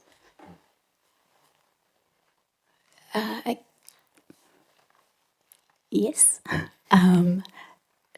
That they fulfill either economic or a cultural or a social or environmental area. So is it kind of then you're mapping that onto the four well-beings type of Definitely, yes. model? And is it therefore implicit that there's only 4 sectors, or how do you go about? So I'm trying to work out how many sectors potentially there are and how we go about defining a sector. We don't have a firm view on a definitive number of sectors. These in our city were the sectors that were assessed as delivering against the criteria in the support and funding policy. Those were the ones that emerged out of the assessment process and that were keen to be a part of the trial. That's not to say that there aren't other sectors. And I guess in connection to Councillor Bowen's question, there could be emerging sectors going forward. So this doesn't prevent other sectors emerging in the future or for the current sectors to decide they no longer want to be a part of the sector lead model. So in terms of guiding those conversations with potential new partners, I guess does that come up in conversation, kind of what is the sector and how does it interface or recognize other sectors that are already recognized? Yes, and or if the strategic direction were to shift and we were directed that there were other sectors that we would need to prioritise, then we could be proactive in that approach. That's helpful, thank you. Also had a question just around the balance of effort. There is some comment in a bit further into the report around having sort of some benefits in terms of less administration, but kind of some challenges in terms of more reporting, and just kind of wondered from an officer's point of view, kind of what's the net across that? Is there a net increase in work or a net decrease in work for officers having this model? An increase, but not an onerous increase. Like I said in the introduction, we did together conduct quarterly hui with our sector leads, and that's not something that we would usually do with our strategic priority grant recipients. And we are in contact with them perhaps more frequently due to the scope of their work as a sector lead. Also in the reporting requirements with coming to council to present an annual report, our officers are involved in that capacity also. But I think that the benefits to the city are outweigh the additional time for officers. Great, thank you. And most finally, Madam Chair, just around, I guess, interested if you're getting any feedback from existing sector leads about now that they have that recognition, are they getting kind of people coming through their doors with additional expectations and kind of going, well, you're the sector lead, so therefore, and is it kind of building extra work into their lives by having that additional recognition? Thanks for your question. I don't believe I can answer that. I might have to ask them directly. We did seek a lot of feedback from our sector leads in terms of their views on the trial, but not that question specifically. But all were in favour of the value that they see from continuing with the model and the benefit that it is to their organisation and their reach to the organisations that they serve. Great, thank you. That's understood. Madam Chair. Just a question from me around who is included and who isn't included. So in 3.3 of the report, under background and previous council decisions, it says that sector leads are identified as community organisations who have demonstrated the characteristics of a key leadership role within the respective sectors and who deliver social, cultural and environmental outcomes that contribute to the goals identified in the various strategies. So to me that would narrow the sector lead scope to organisations delivering on social, cultural and environmental outcomes. Is that a fair assumption from that paragraph? I'm just trying to kind of, I guess, elaborate on why we might not have identified a business organisation as a sector lead, for example. Currently, yes, that's correct. This is exactly what it says. But it is definitely flexible there's room for other sectors to be identified. And as the same point, 3.3 in the second part of it, how it contributes to the goals that are identified in the council's different creative, livable city strategy and connected communities and the eco-city. That is definitely space for more to be added to it. Okay, thank you. Councillor Dennison. Thank you, Madam Chair. Can I understand the sector leads? Are they outlined on the following report on item 12, page 50, in our order paper, page 51 and 52, where they're actually noted as sector leads in the green highlight? Have you got the full order paper before you or not? Are you referring to the next item? Yes. Yeah. Are they the sector leads? Yes. They're the complete list? The ones that are highlighted on the right? To the right of your table, yes. Okay. And the 7 are outlined in the report. Yeah, and thank you, just for confirming that. And then when, a little bit like what Councillor Johnson's saying around those advocacy groups that are member groups, that I can understand, but questioning with respect, for example, Housing Advice Centre, how wide is their reach into connecting and advocating for the whole sector of, I'm guessing, housing outcomes?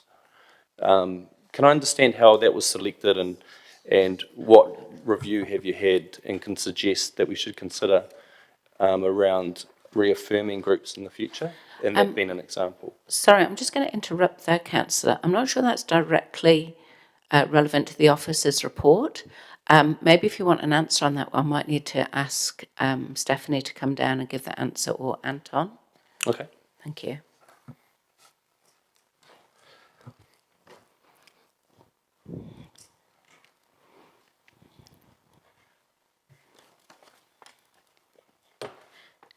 Kia ora. Kia ora. Oh, sorry. So, Housing Advice Centre was deemed to meet the criteria at the time when we selected the trial group of 7. And there is an opportunity to review how those groups are going through their annual reports, and those will be presented back to this committee in March next year. Okay. And I guess wanting to understand, in principle, the partnership model, just how wide it's going, I'm guessing, is where I'm coming from. And is this the point where we have influence on shaping that up more tightly to those advocacy network groups, or otherwise? Is this the chance in this report to shape that up further for future appointments of those sector leads? In terms of the groups which are included or not? Yes. So that's not part of the scope of this report. This is about the concept and the model, whether we continue it or not. And I guess as described in the report, there are opportunities to include or disestablish sector leads through those future touch points in the committee. Okay, thank you. Thank you, Chair. Thank you, Stephanie. Right, Councillor Harpeter. Thanks, Madam Chair. Just a question on 3.3 that you raised, which was around clarifying the points of social, cultural and environmental, I just wondered about health and well-being and why that wasn't in there, because a lot of the groups that receive funding are in that health and well-being sector, and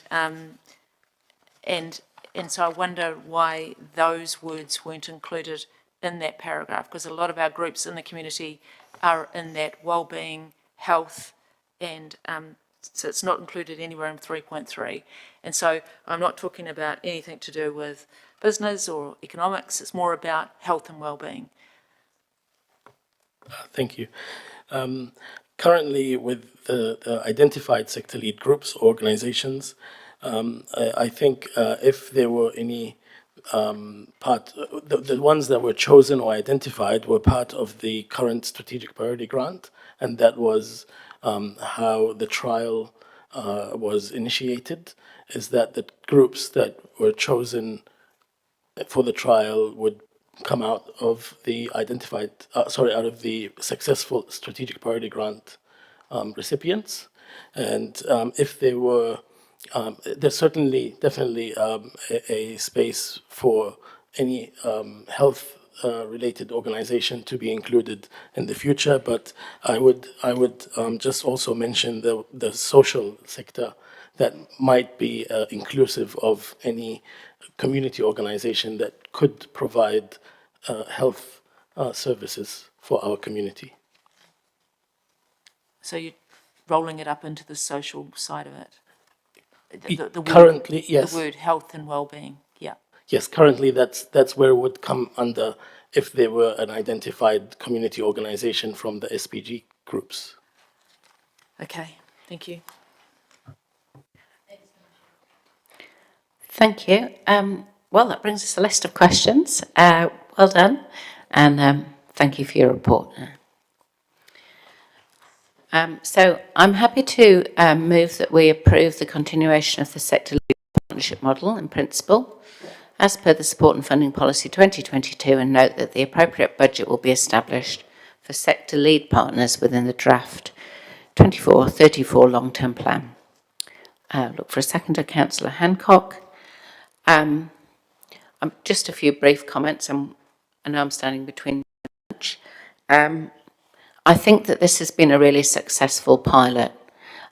It's been able to give us much more direct line of sight into what's happening in the community organisations, and particularly we've been able to create more effective and better partnerships with key organisations that are taking a leading role within the community. And I think it's enabled those organisations to leverage that identity as a sector lead and to act with more confidence, I suppose, within the sector because of that. It also gives more, opportunity for those groups to report back to us about trends and factors that we might not otherwise be aware of. And I certainly remember that the last time that sector leads came to report to the committee, there were definitely some themes running through from every sector lead group, which were useful themes for us to take into account in our decision making. So I think it's been a very successful pilot, and I'm very happy to see it continue. And I think that's a separate question than the question that some members raised, which is perfectly legitimate, about who is a sector lead, have we got the right ones, do we need different ones, and so on. I think that's a separate question. But in principle, the programme of having sector leads, I think, has worked very well, and I'd like to see it continue, certainly. So I'll open up I've got a few people in the queue. So next is Councillor Bowen. Thank you, Madam Chair, and I agree with your comments on that. Certainly keen to see this model continue in principle. I think the reflection is that this came out of recognising the great work that Sport Manawatu were doing and how successful a partnership model had been there in supporting them as sector lead and their connections deeper into our myriad sports organisations. And I think at the time we said if it was good for sport, then it was probably good for other parts of our community. But to reflect on where this came from is that we effectively, we used funding that was in strategic priority grants, which is directed at goals 2, 3, and 4. So at that point, if we'd extended the sectors to include, say, goal 1, economic activity, we would have effectively been taking funds from our strategic priority grant recipients, or trying to make that go further. So that's why they're not included in this, is because it was a trial that came out of the SPG funds. Then it may well be time to look at that separately. But this isn't what this report does. It's following up on that, the principle of this sector lead partnership model. I think as we embed this, as reporting comes back, I would like to see Sport Manawatu included in this, recognising that, again, that's a different funding pool.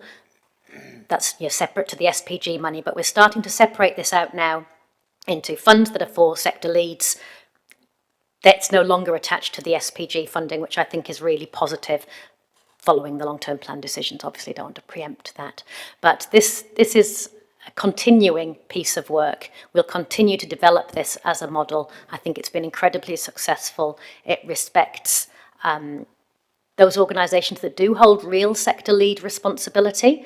I just want to be clear from my questioning, this isn't all about those advocacy membership groups, recognising some of our sector lead groups stand alone, but what they bring to us is a deep, meaningful connection through to community at an individual level. Sometimes it's not all about being a membership organisation, but it is about how we get that sense of what the community is looking for in that sector. So thank you to the officers for the report, and I look forward to seeing where this piece of work continues to take us. Thank you. Councillor Barrett.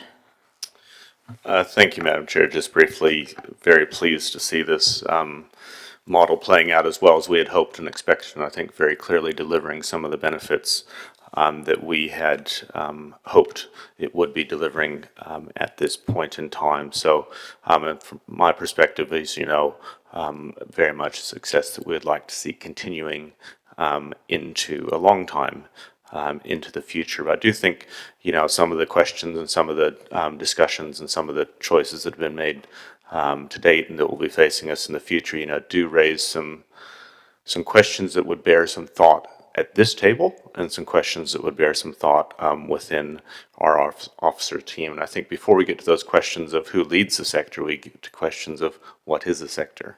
And I think having a clear understanding, is that simply the 4 well-beings? Is that beyond the 4 well-beings?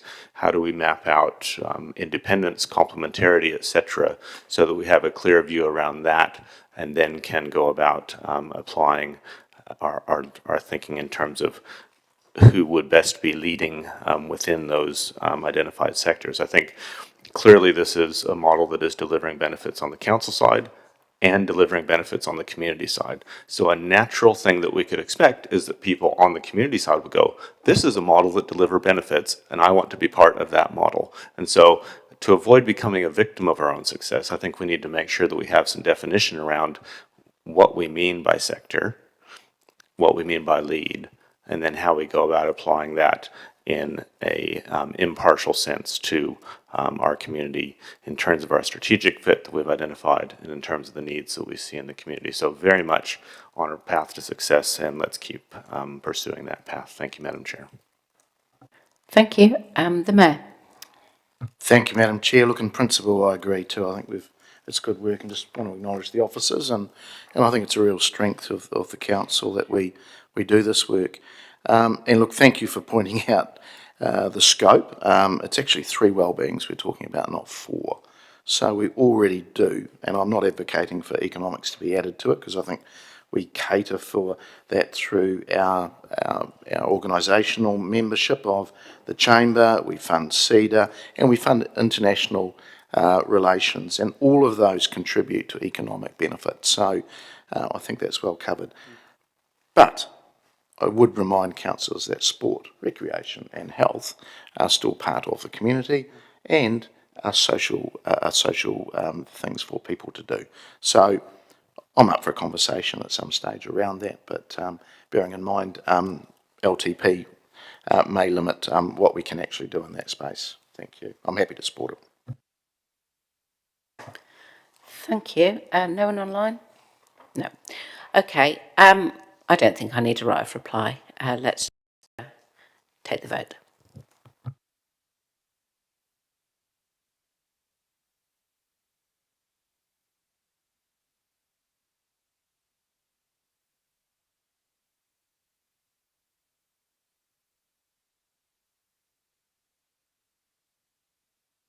And that has passed unanimously, 13 votes for and none against. So we'll take a break now for lunch and we'll be back at 1:45. Thank you.